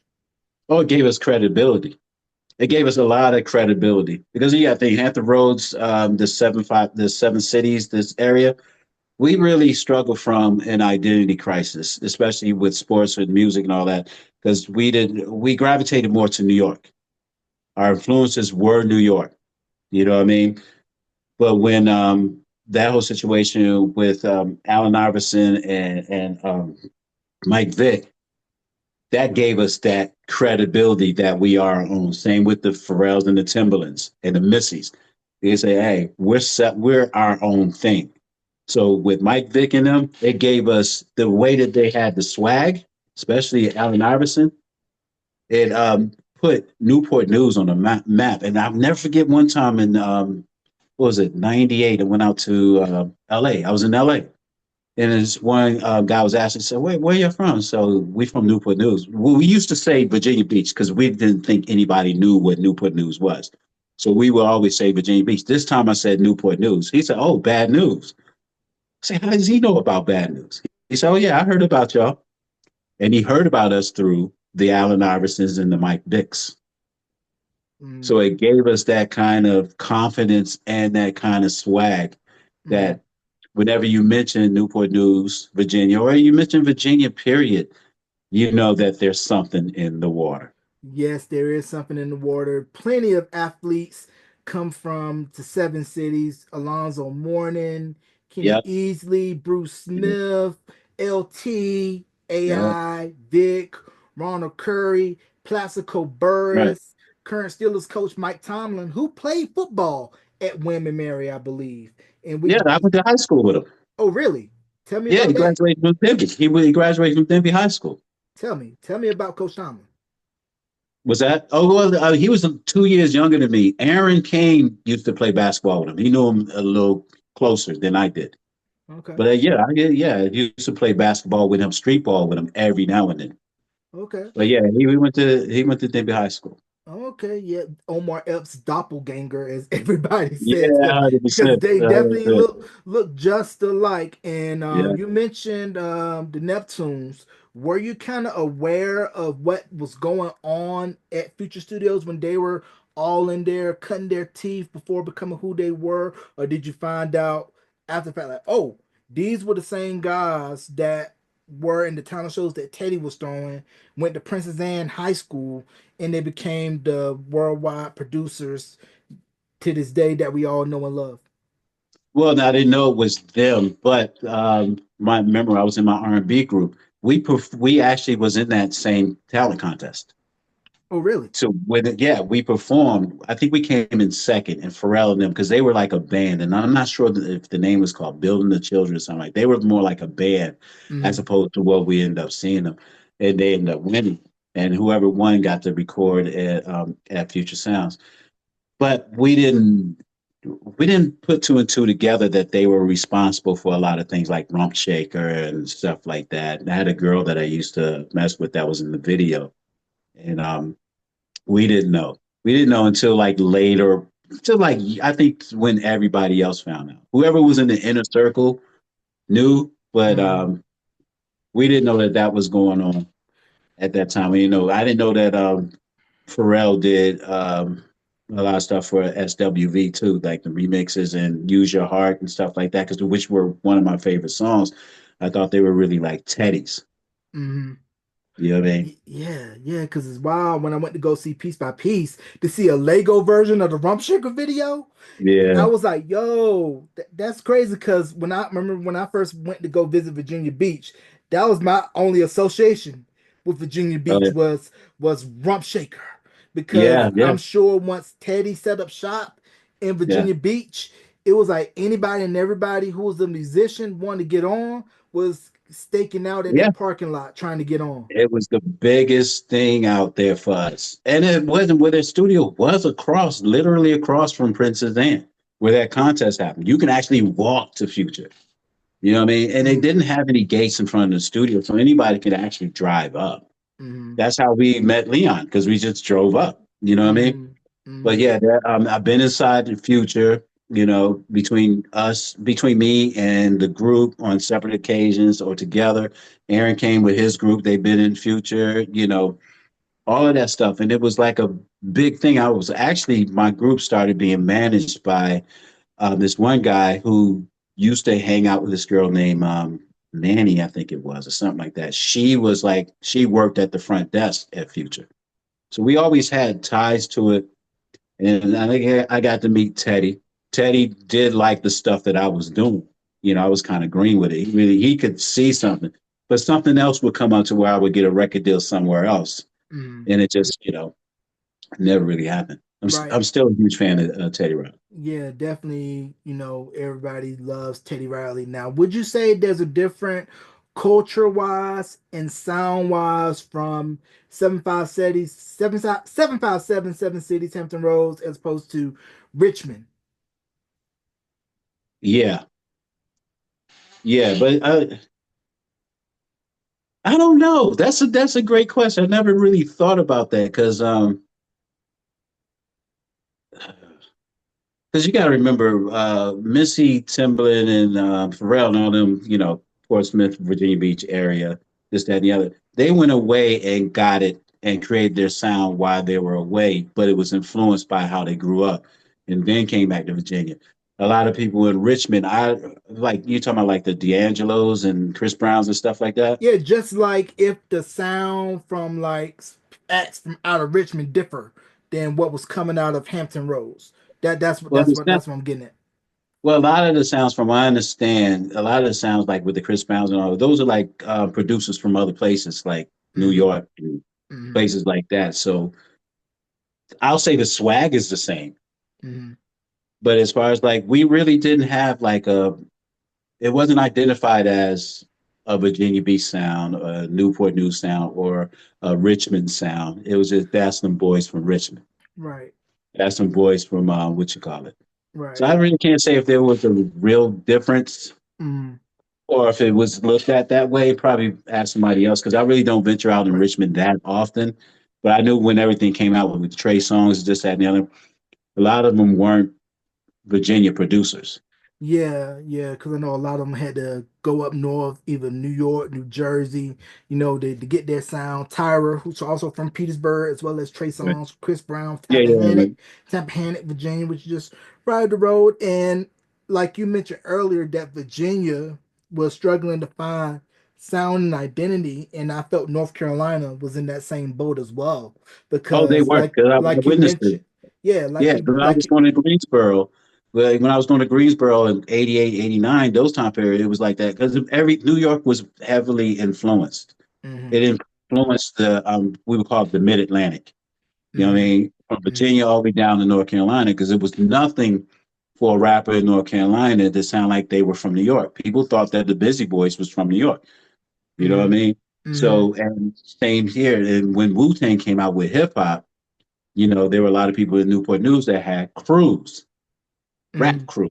Like so hmm we it was struggling with a creative identity because Right, nobody really took us serious. right. I'm not sure if that's what it is, or I'm not sure if it's because with Virginia, especially the seven cities, is because we are heavily military that you hmm get influences from around the world that bring music in. I don't know. Yeah, and let's talk about, you mentioned, the Mid-Atlantic, and one person who we just lost recently from South Carolina, Angie Stone, Yes, her yes, influence in hip hop being a part of Sequence, yeah, first female rap group signed to Sugar Hill, and then of course her work with Vertical Hole, and then yeah, her solo career. So just talk about her legacy, her influence in not only R&B but also hip hop as well. right. That I mean, she was heavily influential, and I remember my parents bought the Sequence album. At that time, man, I remember the name Angie B and the raps. I used to use those raps in rap battles. Good. Remember, I told you earlier in the conversation that I used to rap, and I said I would tell you, I'll discuss that later. Yeah, Yeah, so I was a rapper and used to do battle rap. Back in those days when you battle rap, I'm probably sure it's still that to this day. You could not write nothing down. You know what I mean? Nothing. You had to come off the top of the head and battle the other person. I would use sequences lines. That's crazy. I would use Angie B's lines from sequence. Once I never forget one time I was battling somebody and I was using mixing some of what she was doing and blah blah and add my own stuff into it. The guy called me out and he's like, "Yo, we're using the sequence lyrics." Like, ah. So I was like, I didn't give up then. I started rapping again. We won battle rap and then we lost so bad to where I gave up rapping. But Angie B really didn't know it was that same Angie until years later. Mhm. But I remember the record. I remember the funk you up, funk you right on up. I'm gonna funk you. And a lot of people never knew that song. You know what I mean? And then she Mhm. moved on to doing the R&B thing. Did not know, did not make the correlation that was the same thing. Angie's really important with the soul sound. Very, very important. A lot of people don't give her props for it. You know what I mean? I Mhm. think she's now just getting the flowers, but she was really influenced. And I thought she was from Virginia. I didn't know she was from South Carolina until just recently. Yeah, she was from, I believe, Columbia, South Carolina. And then also another person from Columbia, South Carolina. She's still in the industry, but on the management side of things now. But she was in the group The Girls back in the day. Monica Payne. She's from Okay. Columbia, South Carolina as well. That was another group who I Was that felt. Teddy Riley's group? Nah, they were signed through Uptown and had distribution through Capitol. They had the Love Me or Leave Me record. Oh yeah, So yeah, yeah. if Okay, you okay. if you look at the Rescue Me video, they're the Right. girls singing in the background. Gotcha. Gotcha. But Yeah. yeah, Angie Stone was very, very talented. I ran into her and D'Angelo and when I was living in New York one year, and they were with their kids. I didn't want to disturb them. It was like 2 o'clock in the morning. Mm, Everything back then, everything in New York was wide open. You can right. go get some breakfast at 3 o'clock in the morning type stuff. Right. Right. Other Right. than Right. that, I never got the chance to hang out with her Right. or with D'Angelo. Right. And D'Angelo, from Richmond, Virginia as well. When Brown Sugar dropped, when I first heard it, it kind of felt like, what if hip hop and Prince had a baby? Yeah, exactly what it was. Yep. And that's exactly what the birth was, especially when Prince did "Adore You." You know what I mean? That Mm-hmm. song Adore, I think it was. Mm-hmm. And then all of a sudden, D'Angelo comes out, and I think it was like years after that with that. It sounded like, to me, it was like, oh my God, they just birthed a new Prince, Mm-hmm. in a sense. Right. Raphael Sadiq was involved, and then, all of that. It was Right. a great album. Yeah, definitely a great album. And I think I had listened in an interview not too long ago. Raphael Sadiq was saying how Lady was originally for Tony, That but sound like it. they passed on that as well. And we just recently lost Dwayne Wiggins from Yeah. Tony. Rest in peace. So let's just talk about real quick the legacy and influence of Tony, and how they carried on the traditions of those great funk acts coming out of the Bay, but also meshed hip hop in as well. Right. Tony, they were just different. And it's hard to be different in the music industry and still work. You know what I mean? And everything that they have straight classics. I don't care what anybody says. Still to this day, you know. And it's funny because I just recently found out that all their names weren't Tony. That tripped me out. It's like, are Hmm. you serious? I thought that each one of the names was Tony. And now they what they did was dare to be different and was unapologetic about being different because their records stood out from anybody else's. I don't care whenever, even when the time when it was out, you could tell it was them, and that doesn't happen anymore. Right. You know what I Right. mean? That doesn't happen, and then for them to be able to do it and still be, still not be afraid to do them. Hmm. That was the kind of influence that really influenced me as far as me approaching music. Nah, don't worry about trying to follow the trends because they didn't follow the trends. Right. You listen to every single Tony record. Name which record that you can actually compare it to as far as sonically sounding the same as. You can't. Nope. You can't. And I want to backtrack for a minute. You talked about earlier experiences being around, Michael Bivins and seeing now, I kind of feel like now after the miniseries, a whole new generation they are discovering the magic of New Edition and why we all love them still to this day, why they're still packing out, why they have a star on the Hollywood Walk of Fame, why they just had a successful Vegas residency, and how all six of them are still standing, still strong when all the stuff that they went through that was said in the miniseries and stuff that we'll never know about as Right. fans, as we shouldn't, that they're still standing and they're the blueprint for the modern day R&B pop group. Yeah. Hey, you know what? I think it's about time that they get their flowers. Real talk. You know what I mean? I was happy. To me, to be honest, when I think I was telling Aaron this a couple of months ago, we were talking about bad biopics on either Lifetime or this, that, and the other, those stories. I said the only one that's the best one is the New Edition story. That's the best one. And with regards to them, I know they were kind of feeling some kind of way that new kids got more of attention than they did. When I found out that people started checking them out again, and then there's younger people checking them out, and this, that, and the other, I felt like it was like family members that were finally getting what they deserved. Hmm. They were finally getting the love that they should have gotten back in the day. Right. Yeah, I agree because I was having a conversation with Mark, my friend Mark from Shy, and we were talking about how I was telling him how, seeing videos of young kids imitating New Edition doing If It Isn't Love, Can't You Stand the Rain, or Yeah. various videos and I stuff. knew all the steps. Yeah, you definitely gotta know the steps. I thought it was killing it in the living room until Yeah, I saw the video of them rehearsing. I'm like, nope, I would have told Brooke, nope, just put me in the far yeah, back. Put me in the yeah. far back. So Put me on drums or something. yeah, put me on drums or do something. Have my mic off. And Yeah, then yeah, just thinking how social media, at least in my opinion, is so individually focused to where it's kind of hard to have a group where everything is catering towards one person. And I'm right. sure everybody wants to get all the money and not split it four, five, six, eight ways if you're a K-pop act, but just how the whole collective is where everybody lives in, and you have to sacrifice your individual goals for the collective. And I think that's kind of hard now when, like I said, social media is putting the focus on you're the star, you're the center of attention, and you don't want Yeah, to give that up for your other members. yeah, I agree, 100%. Mhm. Yeah, and do you think that we'll ever see groups like where, not in the vein of New Edition, but in the vein of where a generation is going to have their own? Because as we're seeing with the K-pop explosion, with Right, BTS and all the acts coming from over there, they pretty much studied everything that went on the pop R&B side and just amplified it, and it's working, and it kind of shows for me you can still do a group. You just got to have right look, right sound, right time.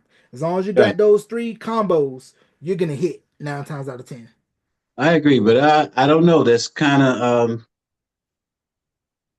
America really has to keep embracing it. I believe it's possible. I believe that it's that the generations will come. Each generation will have their own, Mm-hmm. and they will have their excitement of that. But as far as like the impact, I don't think it will be the same. Mm-hmm. You know what I mean? I really don't think it would be the same. I think they will try to get the group thing together, but like you were saying earlier, since everything is so individualized, it's hard for some people to actually accept it. I don't understand why. Because how many groups are out now in the United States? Yeah, not that many groups, because like with seeing the young people imitating New Edition, it's like since we don't have our own right now, this is Right, the closest that we can get to right, having a group that is ours, because they're introduced to them through parents, aunts, uncles, cousins, whoever who grew up with New Edition, New Kids on the Block, Backstreet Boys, in sync, because they don't have someone from their generation that they identify with, just like how right. we identify with those groups. Right, and that's what it is, and then it goes down to the parents because a lot of the kids are. I was influenced by my parents' music, you know, and so on and so forth. Yeah, if unless the kid actually discovers it on their own and say, hey, you know what, I want to start a group like this. Let me get a bunch of my friends together. Mm, Usually, it's nowadays. I don't think that they're exposed to what their parents were listening to because their parents are basically the same age as the kids and listening to the same thing right. as it's happening. You know what I mean? Like when I was a Mm-hmm. kid, it was nothing for me to hear like the Temptations in the household, which was, you know, not my generation, you know, Smokey Robinson, the Spinners and all that stuff, you know, to hear that in my house, I was exposed to it. Mm-hmm. Even if I was listening to hip hop or whatever it was, I was still exposed to it. It's just interesting to see nowadays with the young generation of what they will do. Because Right. everybody nowadays is really influenced more so about what they think hip hop is as opposed to R&B. Right, right. And with technology and with streaming, you don't have that communal sense of listening to a record and understanding, okay, this is what a bridge is, this is what a pre-chorus is, this is what Right, a hook is. And knowing song structure where everything is so calculated and determined on an algorithm to where it's here today, gone today, and you don't really have record people at labels. It kind of feels like you have data managers running the labels, punching in yeah, numbers and saying, okay, this is what's going to get views, impressions, screens, clicks, and we're yeah, just going to go with that. But we're also yeah, seeing too with streaming, the money's not right, because we're seeing the numbers coming out where you have a million streams, but the money's not adding up, and it always feels like the technology is always one step ahead, because who would have thought 20, 30 years ago nobody's going to go to a record store to buy anything physical? Everything's right. going to be on the When you, cloud, but yeah, you're still running the numbers as if you're still buying P&Ding hard copies, CDs, and right? nobody's buying hard copies anymore Yeah, nobody's because buying hard copies, and I call record companies now. I call them tech companies now, and it's going to be. And you got to remember, we're in a our attention span, especially with the young people, is really quick. Especially because of TikToks and just that and the other. That's why you notice certain songs don't have long intros like they did back in the '70s, '80s, and this, that, and the other. For you to get into the groove, they really Mm, basically come into the song, and there are no more 3 minutes, 4 minute songs in a sense. Very rare that you will find that. But we're in an urgency stage. mm, Hurry up! I want to hear this. I want to finish this song. Blah blah blah. This, that, and the other. And because I'm into music licensing, but music for TV and film. mm, I submit music for that, and the most I would do would be 2 minutes and 30 seconds of piece of music. mm, I'll stretch it with three, but usually it's between a minute and 40 seconds to 2 minutes and 30 seconds. And I've seen that a lot of rappers and a lot of other artists have short songs like that too, because our attention span is really getting really thin. right. I agree, but how can you pack a story in a short time frame and allow a record to massage and to work and to sit I when don't think it's they. I boom don't think that boom? that's what they're. I don't think that that's what this generation is worried about. I don't think they'll check out the story later. I think this generation is just wants to enjoy that fun at that time. You know So what I it's mean? more of a moment. Yeah, I think it's more of a moment. Because the That's why it way, goes by so quick. If you notice that you go hang out with your friends, that's just a moment, but you still got to go home. You got to go work. You got to do this, that, and the other. I think that's what it is. It's just that moment. And so you can it's make your own playlist. Think about it. No longer making out buying full albums of one artist. You're creating a playlist of your favorite different artists, even from different genres, to create your own album. yeah, yeah, because you're not having to make that hard choice of, do I want to spend my $20 on Right. this CD or Right. that CD? Do I want to buy this single? If you know singles, you know. Camelot Right. Music was my store of choice. And, Or that 7 inch. It's not like where you're not putting your hard earned money to a record. And I think what also happened too, if you, you were definitely in the weeds, where I think record labels got too greedy. Once CDs came into play, once they saw, oh, we could charge 11.95, 12, whatever other markup, we're just gonna make money off of the CD because you are forcing the consumer to buy a whole album. And let's yeah. say there's only two or three tracks that they like, and the rest of the album's garbage. But you're Yeah. still gonna It's make your still money because they don't have no other way to curate. I just want two or three songs off of this one record instead of forcing me to buy this whole album. right. Right. Because I mean, there were some record shops to where you could preview the album, like Virgin Records. You can preview the album before you buy it, but that was very far and few. You had no choice. If you heard one single, you really, really like it, and they didn't release a single, they just released the album. You had to buy the album, in Mm-hmm. order to get your favorite song. And Yeah. the '90s actually was a great year for money in the music industry because I made some great money in the '90s. I'm not going to lie, but as far as like nowadays, it's just going to be tough to make that. They just got to change the laws on royalties and change the laws on percentages and things like that's on the writers and production side. You know what I mean? Mm-hmm. Because they got to change them streaming laws. These people Yeah. are streaming this music, and it should have been when it first came out. It should have been beneficial for artists to release independent artists to release their music and still be able to make a living Right. without a middleman. Right, right. Because You know isn't what I it mean? the workaround around that where we're seeing a lot of artists with established catalogs re-record their old materials to so that way they can get the money and also maintain the masters of the re-recordings because with the Yeah. old recordings, the labels still have it in their contracts where we own this stuff in perpetuity, which means Right, forever. right. Even when something new comes out, you still don't have ownership. So by re-recording the old catalogs under a new umbrella, you're pretty Yeah. much circumventing saying, hey, I want to own this. This is mine, even though you own the old recordings, but I own these. Yeah, yeah. You're owning the sound recordings now, which is the important thing, which these labels with the old recordings, they're able, somebody said, I want to use the song for a commercial, blah, blah, blah, this, that, and the other. They'll go to the label, bypass the artist or whoever, is trying to make a living off it. But by re-recording and making a new sound recording off of it, they do have a choice to be able to get the older version or the newer version, which that Mm, newer version that artist or songwriter owns and it controls. They can be like, yes, they don't have to worry about the label going behind their back, getting stuff behind picture or film. And let's say if the artist is not really into whatever that situation is about, to where they don't want their music in it, they don't have no control over it. mm. Re-recording the masters and all that stuff, you have some control over. Right. Great Now, music.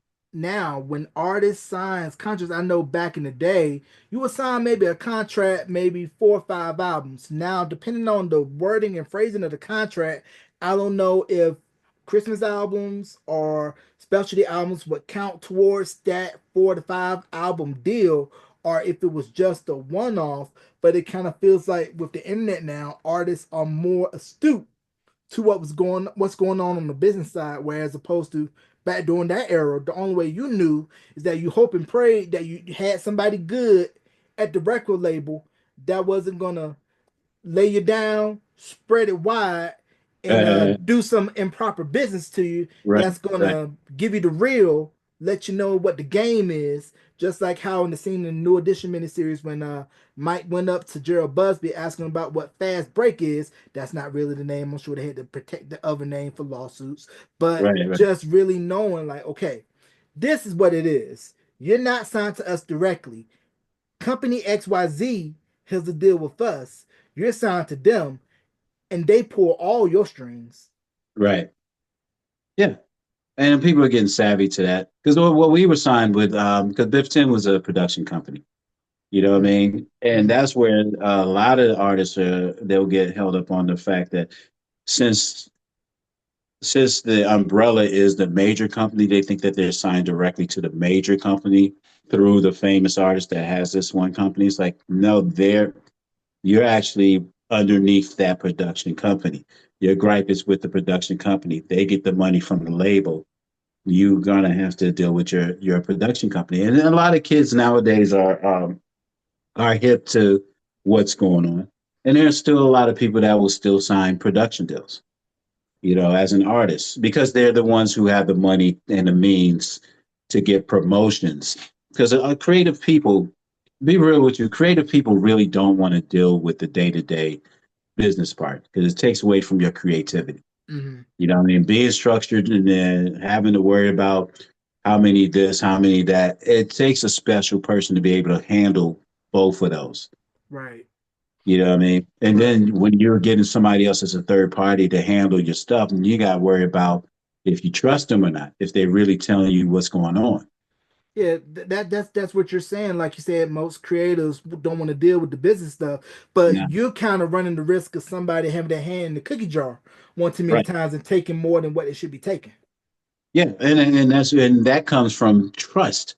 But that person who's putting their hand in the cookie jar has built so much trust with this person to where that person wouldn't even believe that they would do that to him. Mm, You know, oh, here, yeah, yeah, I'll give you, yeah, you behind on your rent? Okay, here, yeah, yeah, I got this for you, blah, blah, blah, this, that, and the other. You know what I mean? mm, So, and it's really about trust. This person trusts that person to handle the business. And right. that person who's handling the business knows it.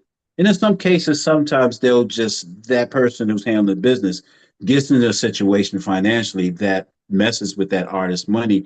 And they're trying to find ways to cover up what they took, like gambling or certain things, to try to put the money back in Try without to the artist knowing. throw them off the scent. Right. Without the artist knowing that anything's going on. Yeah, because when you think about New Edition's first contract that they signed with Streetwise, it was where they got a five Right. hundred dollar bonus up front, which for Right. today's inflation would be like 1,600, and a VHS, which was at the time state of the art electronic. But when you think about it, they were like 13, 14, 15, and then of course we all know about that buck 87 check, and you Yeah. think like, yo, these kids got taken advantage of, and where somebody was supposed to be minding the store, protecting them to make sure that they didn't get taken advantage of like that. Because I mean, how you expect 5 people to split a $1.87 check? Yeah. Man, That's they that's don't. nasty work. That's nasty work. Yeah, they don't expect it and they don't care. I mean, because you got to think back in the days in the 50s and 60s, what would they give artists? Cadillac. Cadillacs. Yeah, that was, and they would charge it against their budget. You know what I mean? They'll charge it against the group or the artist budget. You know what I mean? They would get all this money from the label or whoever, the loan sharks, whatever it was, and give them this car. It's like, hey, we gave you an advancement. We gave you a Cadillac. We Like, gave you a house, mm-hmm, mm-hmm. not knowing that they thinking this out of love because Nope. they're so talented. Yeah. Nope. Nope. Nope. Ain't Yep. ain't ain't nothing ain't nothing free. Like, oh, this is Yeah. what you want? This came Yeah. out your budget. Oh, that little thing you wanted for your stage show, that came out your budget. The touring, the hotels, the food, Yeah. everything, that's all coming out your budget. And everybody, I'm gonna say this one time and one time only for up and coming artists. Everybody eats off the plate first before you. I say it one Yeah. more time. Everybody eats off the plate first before Yeah. you. So Yeah. you'll get crumbs while everybody else is living high, living mighty, living free. Because I believe I've always heard of broke artists, but I've never heard of an executive going broke. Nope. Nope. That's pretty much it. And and I get it. You're getting your money back from what you invested, and then once that artist is out of the red, then that's when they start seeing money. Mm-hmm. But you got to think there's other people involved. You got the label, you got the management, you got other people that are taking the percentage of it, and they're getting theirs. It's sort of like taxes, taking Mm-hmm. the tax off the top. You know what I mean? And you're not going to see anything yet because you still haven't recouped because they're still giving you money against your budget. Mm-hmm. You're never going to recover from that. And then a lot of people don't know that some contracts, especially back in the day, they're really based on how many albums, not how many years. You know what I mean? And the Mm-hmm. label can determine what's considered an album. So, like back to the Christmas example, you can let's say if you have a 5 album deal, you can record, let's say you did 5 albums, but two of them were Christmas albums. Still doesn't satisfy your deal if it says in the contract they have to deem it as an album. They can turn it down and say, no, this is not an album. So you still only have 3 albums. You have 2 more albums to give us. Mm-hmm. You know what I mean? And that's how they get held in those contracts. Wow. Now, in most cases, I believe in group contracts back in the day, I don't know if they still have them, but they have like a right of first refusal, where if the group splits or whatever, the label is obligated to cut a solo record on member of said group. Is that still in play or not? Do you know? That I would know. I would know. I haven't been on that side of the business since I moved to licensing, so I don't know. Yeah, because that was where, the labels say, we still own your rights. Now, it's a tricky situation if you're buying somebody out of another label's contract because we've seen Right, that before where, okay, artists on label XYZ, artist is not a good fit on XYZ, go to ABCD Records, tell ABCD head, I want to get out of XYZ Records. But right, XYZ Records won't let me out my contract unless they get X amount of bucks. So right, ABCD head calls XYZ label head, say, hey, how much will it cost to get artist AB out of their contract? And then all the stuff gets to change and you get to buy it out because in that situation, I believe once Christopher Williams got to Uptown, once he got out of Geffen, I felt it was yeah, a better fit because Geffen is more known for rock, pop, right. and not necessarily in R&B. And it kind of felt like, at least with the Adventures in Paradise album, they were kind of chasing. Because if you listen to Talk to Myself, you could definitely tell somebody was like, oh, my prerogative, let's do his version. Oh But yeah, yeah, once he hundred got percent. to Uptown and Andre Harrell and Marky D, Corey Rooney, everybody with Uptown, I felt that's where he really found his footing once he got on Uptown and Yeah, put out the Changes and album. yeah, because Uptown understood the language. You feel me? They Mm. really understood the language. They knew how to do it. But also with buying somebody out of their contract, that also goes against your budget. You still got Oh, to pay that back too. oh, I did not know if you buy out of a contract, that gets taken out your budget. So Yeah, either way, let's say for example, if I'm buying somebody out because I want that artist over here, let's say if it was like $1 million, uh-huh. that $1 million I'm gonna tag to whatever budget I'm going to give the artist that's now on my label Mm, because they paid that money, and what they'll do is sneakily tag that to your budget that you have. So you're never really going to pay anybody back, or you're never going to get paid or be in out of the red because they will use that. Hey, I got you out of that deal. That's part of that money hold on. So you're borrowing against your own advance to get out of the previous company's contract. in a sense. Nasty work. And I'm not saying that it happens all the time, but I'm Mm, pretty sure that it happens mm-hmm. because that's money that they pay. They're not going to buy somebody out of their contract unless they know they're going to get a return on Mm-hmm. that investment. Mm-hmm. One thing about the return on investment that I liked about the music industry, if you don't, after a certain time, you don't really sell any records and don't get their money back, they drop you, but you don't physically owe them after they drop you. Whereas, it's sort of like a bank loan. Mm, It goes into, your mm, credit's messed up and all that. That's one thing right. about it. It's just a loss to them. But yeah, they'll tag that money that they paid the other label to get you out of the contract towards your budget.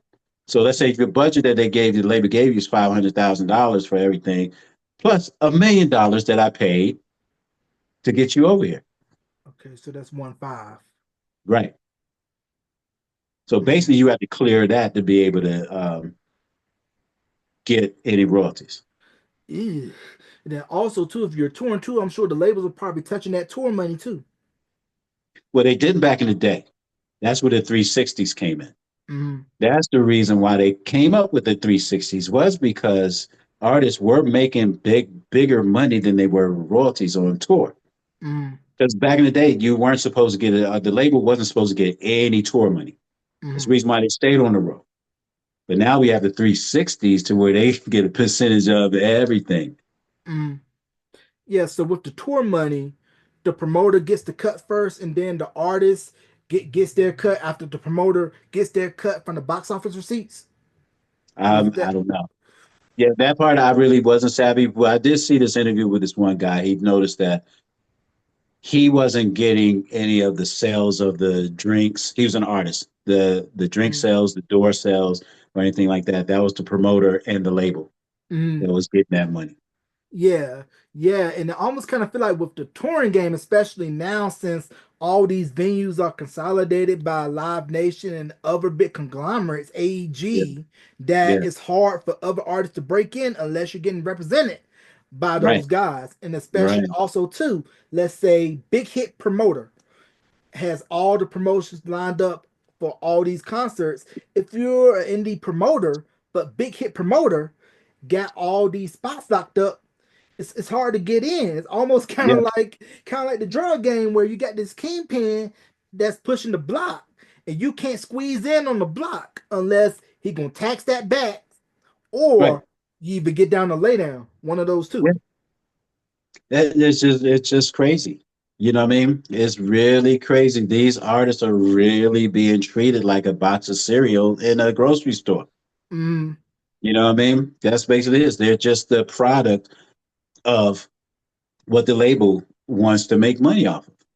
mm, And when you go in, you want to be famous like everybody else, and you see these people driving these cars and dressing a certain way and eating at these expensive restaurants, and you're not really realizing that that was at the expense of their own budget. mm. So it's You know what pretty I much mean? smoke and mirrors. It really is. And it's easy to fall victim to it. Well, I mean, we did. You know what I mean? I'm pretty sure when we were with Black Brown, because we never came out with anything. We did have an album that came out that's online, but when we were doing the second batch of the album in LA with Outsiders for Life, I know because you got to remember, you just mentioned the tour bus. I know that cost. That was coming out of the budget. You know Mm, what I mean? Tour bus, all the places to go. We didn't have to come out of pocket for that. Flying around, didn't have to come out of pocket for that. mm, Hotels, and we stayed in this place called what was it called? The Oakwoods. It used to be called the Oakwoods, where all the up and coming artists, up and coming actors, because Bernie Mac even lived out there with us. He was just getting into TV back then. Mm-hmm. So that you're paying for those apartments, all of that's coming out of your budget. They're Mm-hmm. not, yeah, they're not doing it just because they like you. They just see a return. Mm-hmm. So they're not realizing that that's the case, and it's we fell for it. I mean, we as soon as we asked Barry for something, Barry Hankerson, we asked him, is there any? Because I remember Todd wanted to ask him in Newport News. There's this overpass that everybody passed over, Mm-hmm. and he's like, and it was a billboard. He asked Barry, he said, "There any way you can actually get our picture on that billboard? This, that, and the other." And we knew it was like I think at the time it was like 10,000 or 20,000 to be able to do it, but it wasn't. It was for a short time to keep it up there. Right. But we thought that Barry was going to do it. In that situation, he didn't. He thought it was too much money, which I'm glad that he did that because he could have easily just used that to charge it to the budget. But Mm-hmm. everything else, I'm pretty sure we cleared being with Blackground between 2 to 4 million. Mm-hmm. And I'm just guessing because how Right. much money that they put into us. Right. Yeah, and then you got some artists that go to JB Furs route, get some money from some shaky figures, Yeah. and they're like, I'm gonna Oh, take yeah. this little bit as interest, or I'm gonna have you drop you to your knees, Russ. Yes. And Yeah. then you get the visits by the guys and say, this is gonna happen every day until Yep. JB gets his money because you're that desperate to get the money because you ran out of capital. You don't have no angel investors, nobody Yep. else you can go to run, and the only person you can go to is that shady loan shark that's going to charge you at a high interest, a very Yep. high interest, or else you're going to Yeah. be dangling out of a balcony saying, "Let me Yeah. up," like you Yeah. That Byrd. big red. That big red situation in the five heartbeats. That's a real situation. Them things really happened. I mean, I remember me and Todd. We got a gun put out on us to try to write like 5 songs in an hour or so. This guy, this guy was working with Teddy. And he was one of those street guys. He was sort of like a Gene Griffin type of Right. guy. You know what I mean? Oh, Those who oh don't yeah. know Gene Griffin, he was manager of Teddy and a couple of other people. But he was a Mm-hmm. Gene Griffin type, and his name was on the back of the Dangerous album. And so Oh, that's how I knew that he was legit. He was working with Teddy. His name was on Michael Jackson's Dangerous album. right, He right, right, saw this album, found out that we were songwriters, and he took us to his place in Virginia Beach, and we were trying to create eating this, that, and the other. And we were first really just getting in the game. And a couple of hours went by, and he's like, "You guys haven't come up with nothing yet?"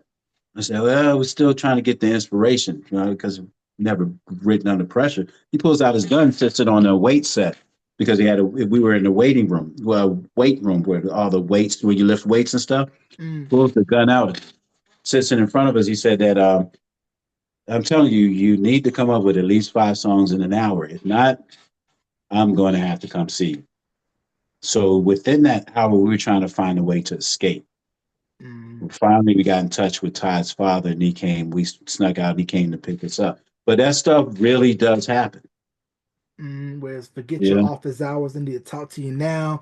Danging off the balconies. You heard stories about right. signing over publishing because time for Yeah, that pop, click, click, tick tock, gunshot. yeah, I mean, the industry, it ain't sweet.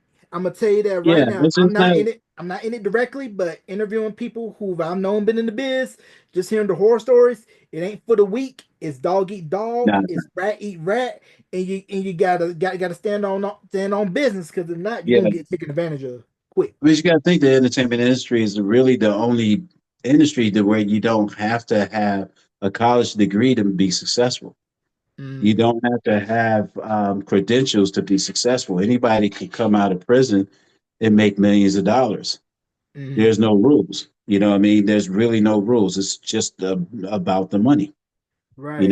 Some people who've come out of dire situations or negative situations changed their lives to the good to help artists. Some Right. people still kept that street mentality in order for Mm. them to control their artists. Right. And coming from the perspective of you being in the business, what more do you think needs to be done to protect the artists, and especially young kids coming to the business? Because, especially with kids, because knowing you got the Coogan laws and everything to protect kids, and also you can't work them but so many hours due to them being minors. but what more do you think needs to be done to make sure artists are well protected, fairly compensated, and that minor children are not being exploited coming into a grown man's business industry? The only thing I could say is knowledge, because you're never going to be 100% protected if somebody else is running yourself. But you just got to know knowledge, and you got to try your best not to fan out in the situation that you're in. Because being in the music industry is like a dream for everybody. So you'll accept anything. So if they could gain knowledge on how it works and what money is used for this, that, and the other, I think they can actually um, they can succeed.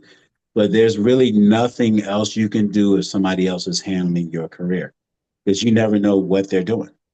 Yeah, yeah. So it's almost kind of like mind the store, but also kind of get another person to watch the person that's Right. supposed to be watching count your chickens Right. because you want to make sure that the chickens are all there and there's not 10 chickens missing when you're supposed to have 20 chickens because we've seen in times before where artists say, hey, you somebody skimming too much cheese off the top. They're only Yeah. supposed to get maybe five when they're taking 15, 20. And I noticed my split sheet on this ASCAP BMI or sound exchange sheet is not right. Somebody put a phony alias on this sheet to get my songwriting credit when Yeah. knowing they did not contribute nothing in the studio, but they want Yeah. to take advantage of that. So you just got to be able to look out for all the little sneaky underhanded things that they try to do to undercut. But like you said earlier, that artists are more astute to now the business side of Yeah. the industry and understanding. I'm not going to fall for the banana in the tailpipe. You tell. Now you're stating that you currently doing like licensing of songs, or are you still writing, producing? Are you out of the industry altogether? I mean, I got like one toe in the industry, but majority of my stuff is licensing for like TV shows and film. And I mean, I've had stuff placed on like keeping up black background music for keeping up with the Kardashian, growing up hip hop, some shows on the ID channel, um, Deb's House, RuPaul's show in England, and this, that, and the other. So, I'm more on that side of things. Now, if somebody has a budget and they want to work with me as far as an artist, I'll do it. I'm not really into developing artists anymore Mhm. because it really does take a lot of time and then time and away from what you're trying to do. And then you spend all this time with this artist that you're developing. And once they get on, you're left behind because they Mhm. met somebody else that actually can take them further. Right. You know what I mean? So, and it's just, that side of the industry, I'm not really interested in anymore. But I'm cool with it if somebody, I understand enough for me to get some, if I work with somebody that's in the industry, I know exactly what I'm worth to get the work done. Right. But other than that, it's not my goal Right. to seek out artists. Okay. Now, do you think artist development is something that's missing, or where because of social media, you already got to come to the label already pre-packaged, ready to go, ready to make them some money? I think both. I think it's missing, but I think with the labels or tech companies, you already have your stuff together. You already have to have so many followers. So because it's no longer how good the music is, it's how many followers and how many likes, how much attention you're getting online that they pick the certain artists. Hmm. Yeah, and then of course we all know the dirty little secret. You still got to pay to play. I say Yep. it. You still got to pay to play. You Yeah, got to they try to grease say some that payola. palms, grease some wheels, get Yeah. somebody a sofa set, or maybe Yep. call brothers-in-law Huffman and Huffman to be on standby. Brothers-in-law Huffman and Huffman. If you Yeah, know, you know. If you know, you yeah, but know. what's crazy about that? They say that Paola's dead. Never went away. Nope. It's under a new Paola's never. name. New name. Now they found other ways to do it. I remember we were doing the when we had the bus. We were doing Hmm. the tour down in we were in North Carolina. Matter of fact, and I forgot which city it was. And this is during the time when Shaggy was out, uh, Cash Money was doing their thing, Ludacris was doing his thing. We were on tour with all of them Okay. when they were just coming out. You know what I mean? And Uh-huh. Shaggy was the biggest thing that every radio station would talk about. I remember one radio station we went to, and they were talking about the Shaggy record. It wasn't me, and they were talking about how it was going to blow up. And then they started talking about Eminem's, I think it was second album or something like that. And he was trying to get some radios placed down, some records placed down in North Carolina or whatever region on the East Coast. And they told us a story that a sister station said that they wouldn't play an Eminem record, even if it was the second joint, unless he paid them a certain amount of money plus a trip to England to see the guy's favorite band and France to see his wife's favorite band. Then he'll consider playing Eminem's second release on his second album. Eminem was Mm, already famous. mm. So they find other ways to do it, like trips to this, it's not directly to where you pay them cash. Right, right. Yeah. So Yeah. they find other ways to where there is not really considered payola, Hmm. but it's still payola. You're still getting paid to play. Yeah, It's some kind of influence. you getting pimped anyway. Whether it's Yes. through cash, whether it's through a trip, whether it's through powdered donuts. I'm saying it Right. loosely. Exactly. Yeah. Powdered donuts. Like back in the Yeah. day, they Exactly. would just give you a gift card, put some powdered donuts and some other Yeah. stuff in there to get some stuff going. Now, for me, that was the ugly side of the business I didn't like with working in radio, and especially hearing the stories of how indie promoters will come to stage and say, "How much will it cost for so Yeah. and so to get on?" And I was like, "I'm not selling my soul to the devil. Yeah. I can't be bought. What does it profit a man to gain the world but lose his soul? I ain't trying to find out." Right, right. And it's easy to fall victim to it. And that was like the reason why it was like a slow rise for me because I actually financially could be a lot bigger, but it was certain my moral compass wouldn't allow me to do certain things that would actually Mm, hurt somebody else in order for right, me to move further. I just can't sit with it. A lot of people are like, I used to, I would have taken the money and just apologize later. I said, but I have to live with that.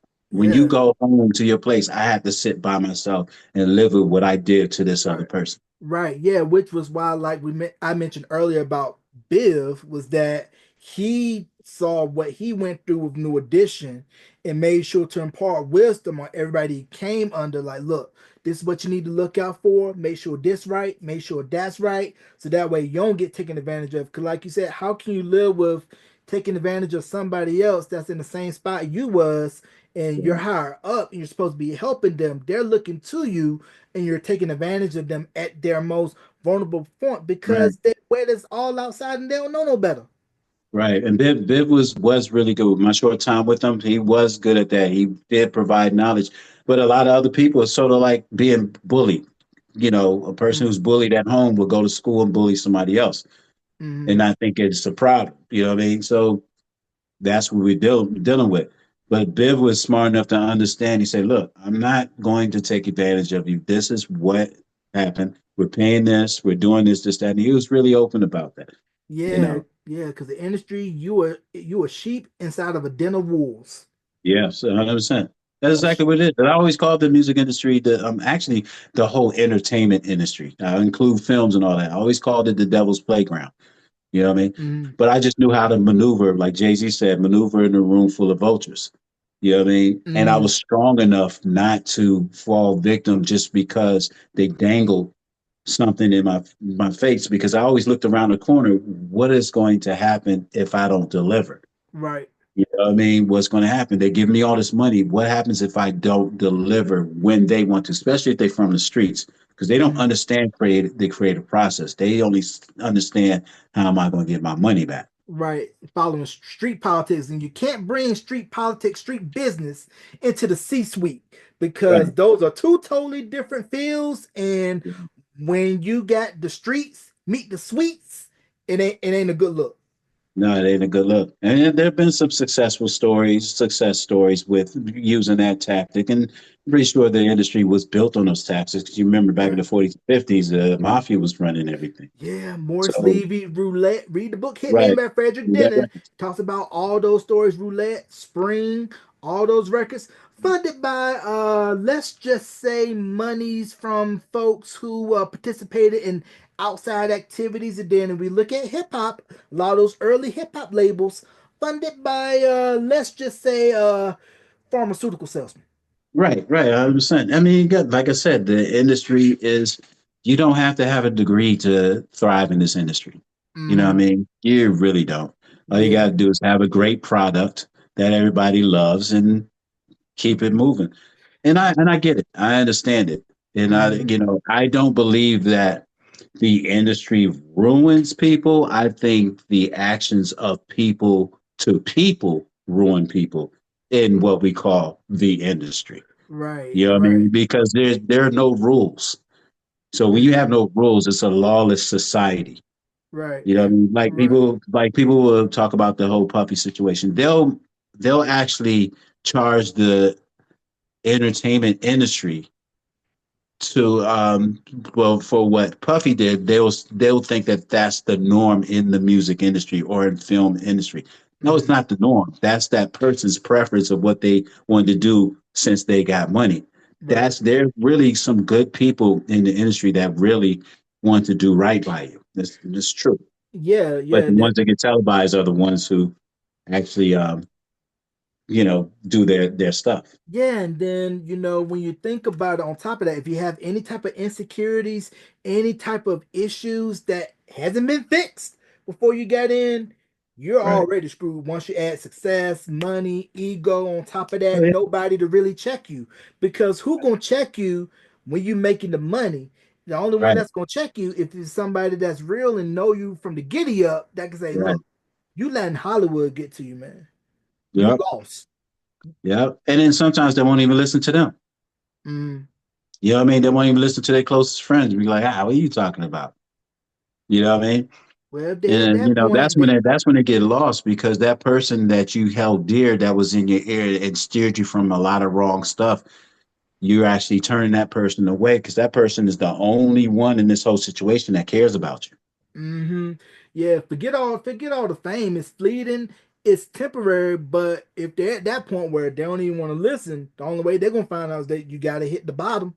You And have to. hard head make a soft, you know what, right? Yep. Yeah. You have to really. You really have to. And I've seen it. I've seen people go up and come down. Mm, And yeah, and I totally understand it because when I got in the industry, it's attractive.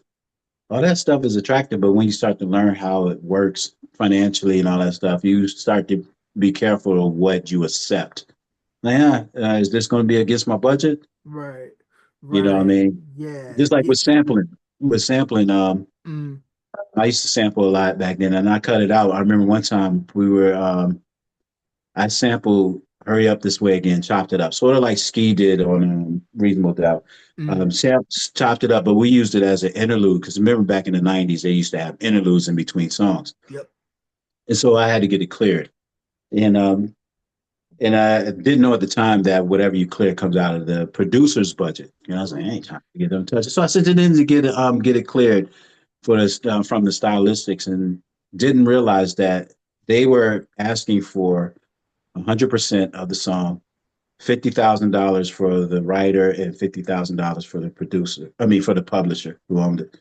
Mm, And then, yeah, so all those, I was like, well, it's an interlude. Plus, it's not going to be released, but I have to come out of pocket with $100,000. mm, I'm taking that stuff off, and since that day, I don't sample unless I have a budget to clear it, and I purposely know that I have a budget to clear the mm. sample.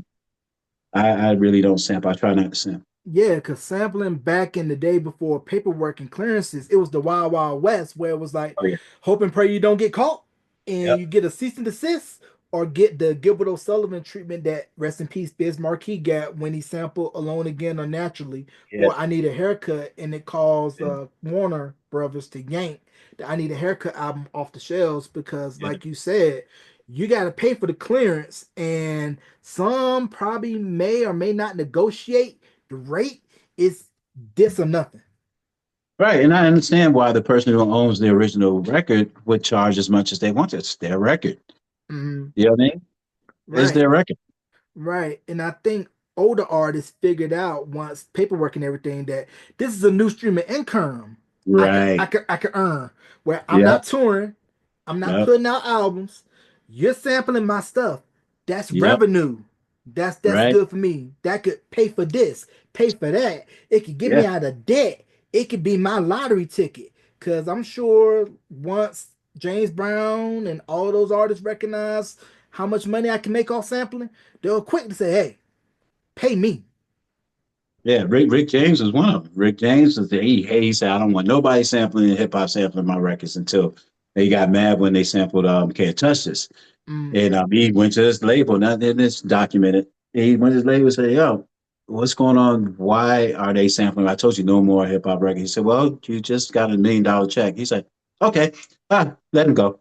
mm, Got a yep, $1 million check for a song that you did years ago, and it made more money than he made when he originally released it. right, right. And then the guy on your shirt, Prince, he was notorious. Don't let nobody sample me. Oh, Prince didn't let It, nobody touch his stuff. but, but it was where when Prey came out with MC Hammer, he sampled When Doves Cry, and I believe Hammer actually got Prince to hear it, and Prince actually gave him the green light to sample it. I didn't And know that. then I didn't know that Tennessee by Arrested Development had sampled Alphabet Street by Prince. And I think Speech had told a story about, I guess Prince found out that they had sampled it, and this was when Tennessee was riding high on the chart. Oh, I And didn't know that. and then his speech had said Prince was like, "Okay, I ain't gonna ask you to cease and desist, but give me this amount, and we'll call it square." And that's what Nice. ended up happening. And then Tennessee, of course, became the worldwide hit for Arrested Development. But it just kind of shows you want to be protective of your work, but also at the same time you're kind of cutting yourself off from revenue and introducing your music to a new generation by not Right. allowing people to sample. Right, because Paul McCartney was one of those people that really didn't want nobody to redo his music or sample his music or whatever it was. But Michael was owning the stuff at the time, and he was upset that Nike had the Revolution and all the stuff that had Paul McCartney. He really didn't like how Michael was handling the licensing, but Michael saw that there's more money coming in. There are people who aren't exposed to Beatles. The Beatles Right. aren't played on the radio on like every single radio station like it was back in the day. Mm. Hey, give the right price, and we'll go ahead and let you use it. Yeah, and that was the thing about Michael and Prince. They were nobody dummies. They always schooled everybody on how the game works. Because I Right. believe one of the things with Prince was with any artist he was working with, he would ask them, "Do you own your masters?" If it was Yeah. no, done. But Right. that's where you got to know, okay, it's like Vegas, it's already rigged. You're gonna Right. lose. Try to figure out how you're gonna get your wins, but know when to get out before you get too greedy. Where somebody at the table that's on a roll, they're thinking, one more, one more, one more, I'm gonna hit, I'm gonna hit, I'm gonna hit. You already got 20K, but your greed gets you, and you think Yeah. one more hand, and you end up losing. It's Yeah. set for you to lose. It kind of feels like the industry is set for you to lose. It's almost like playing the lottery. You can buy you a ticket all you want to, but the chances you hitting is going to be slim, especially in the industry where it's all about moments, all about timing, where you can have one hot album. You pop your sophomore album, it tanks. Then you're back in limbo. Same thing when you're in film. You have a hot movie or a hot TV show. It hits. Let's say TV show goes 2 to 3 seasons. Good. If you don't hit that magic number of 100 episodes, that's the number of episodes you got to hit before you hit syndication. 100 Yeah. episodes. If you 100 don't hit episodes. 100 episodes, you're not going to syndication. Yeah. You're not going to make money. But it's to Right. where you just got to know how the game is set, how you can get your wins in, and don't get too greedy. Right. And people take this, try to do this with, try to be personal with it. It's not personal, it's business. You know what I mean? You Mm, got to be able to say, you got to look at it as if you're going to work. You got to look at it that way. So people take themselves so serious about this. mm, And that's when they miss a lot of the stuff that gets them in trouble. They don't yeah. look at it as a business. Yeah, like Billy and Purple Rain told Prince, it's a business, and Yeah. Business. it's a cold one at that. It is. It is. Yeah, cold game, I cold try to be cold nice to world. nobody. Yeah, man. But that's the good thing is that you'll find a few people in the industry that'll school you, that'll be good to you. Most of everybody else, big red. Right. Being read. I urge people to at least sign up for ASCAP and all that stuff if you're a writer. Yeah, and do your own publishing. Sign up with your own publishing, and if they ask for your publishing, depending on your situation, because some people's situation to where they're dire, to where they financially need that deal. And I get it, but at least sign up with what you call it and try to negotiate that if they want a piece of your publishing, just instead of them taking ownership of the publishing of the song, try to at least strike a deal to where they get half of your publishing. Because what they were taking is 100% to where the writer will only get writers, but they wouldn't get no publishing. At least if you can do that to where you're publishing in, you'll still get two checks. One is a writer with your name, one is a publisher, and then that other half they'll get the publishing if you can actually swing that. Yeah, But yeah, it's yeah. I learned that I learned how to do that early on through Barry Hankerson, and Mm, he didn't teach me. I just knew that he wanted 100% of the publishing because I asked him. I right. said, I said I want to do, trying to appease him. I was like, I want to do what you do, as far as like publishing. Should we sign to your publishing or should we start our own? He said, we'll handle it. That night, I went home and started my own publishing company. And Mm-hmm. then I started registering songs before the label did, except for that one time I did register the song, the Exit Wounds song that Timbaland did the remix to. I registered already. It's just that since it made it to the film, the label re-registered it and put the wrong names down. Oh, I didn't know that little trick where if you register a record before the company does, you own it and they don't own the rights to it. Well, no, no, that's not a rights thing. It's more like with ASCAP and all that, so you can get your royalties. Mm-hmm. Now, copyright, when you're talking about owning the rights, that's copyright. Uh-huh. That's when you're protecting your music and copyright and all that. Yeah, you Mm, you can do that ahead of time, okay.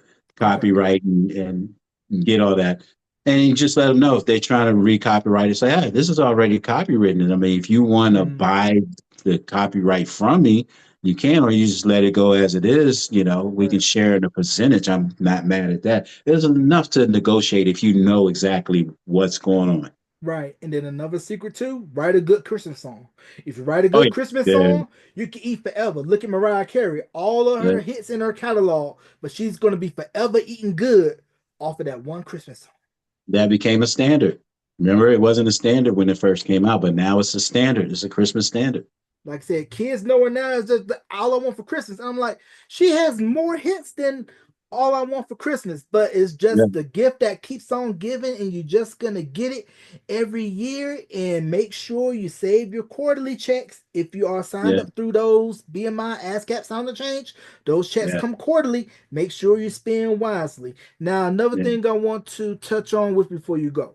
What's your take on artists? Some artists now are getting their masters reverted back to them, Right, where prior to labels owned it, but the labels are like, hey, we're gonna revert it back to you after X amount of years. Do you think right. is where labels are figuring out now because of internet and everything? Artists are getting hip to the bait and switch to where they're reverting it back to the artist, or they just doing it, out of good faith and just living out the terms of whatever contract they signed in X year. I don't know. I don't think anything is in the industry is out of good faith, but I think is yeah, I don't know how that went down, but I think it's a good thing. I'm glad that they did. I know there was a lot of negotiating in court things going on, so I think that they lost out on trying to keep it. Because Ski just told me the other day that I think in 3 years, Lucchini's copyright will revert back to him. You know what I mean? 3 years, and I think it's a good thing. I think it should be like that. I don't think it was done in good faith. I think it was just a court battle that won in the favor of the songwriters. Which is a good thing because we advocate for artists, songwriters get their fair Right, share, not get taken right. advantage of. So before we conclude this interview, any shout outs you want to give and plug your socials? Yes, I'm going to get out some shout out to my boy Aaron Kane, AK, the rest of the outsiders, Todd White, Alan Healy, Dave Smith, Jason Dowdy, um, Jimmy Marble. Rest in peace to my boy Mace, who was our road manager. I'm gonna get a shout out. I think he's from Columbia. I think so. I'm not sure, but and just a shout out to all the people that really stuck with me, you know, family, my sisters, my parents, all that is still stuck with me with what I'm doing. And I do have a single that's coming out too, an instrumental single, because I'm doing a li-fi thing, and it's going to be released. A single is called "Reset and Let Go," and it's reset, let go, and it's going to be released April 25th, all over, whatever. And like I said, I'm creating music for people just to play in the background, so they can just chill, clean, whatever they want to do. You know what I mean? You don't have to worry about trying to dance to it or whatever. It's just relaxation. Yeah, You know? yeah, yeah. Just good background music, something to sleep to, something to clean Yeah, to, something to yeah. do, a whole bunch of activities too. Be on the lookout for that single that'll be dropping on all DSPs soon. And you can catch this interview wherever you stream podcasts and on the official YouTube channel at youtube.com/beyond the album cover. Ladies and gentlemen, let's give a big thank you, round of applause to the one and only Mr. Tim Byrd. Mr. Byrd, thank you for coming on Beyond the Album Cover, and you're welcome back anytime. Well, I appreciate you having me. Thank you very much. It was fun. It's very rare that I get to talk to a lot of people that know they know about music. Thank you.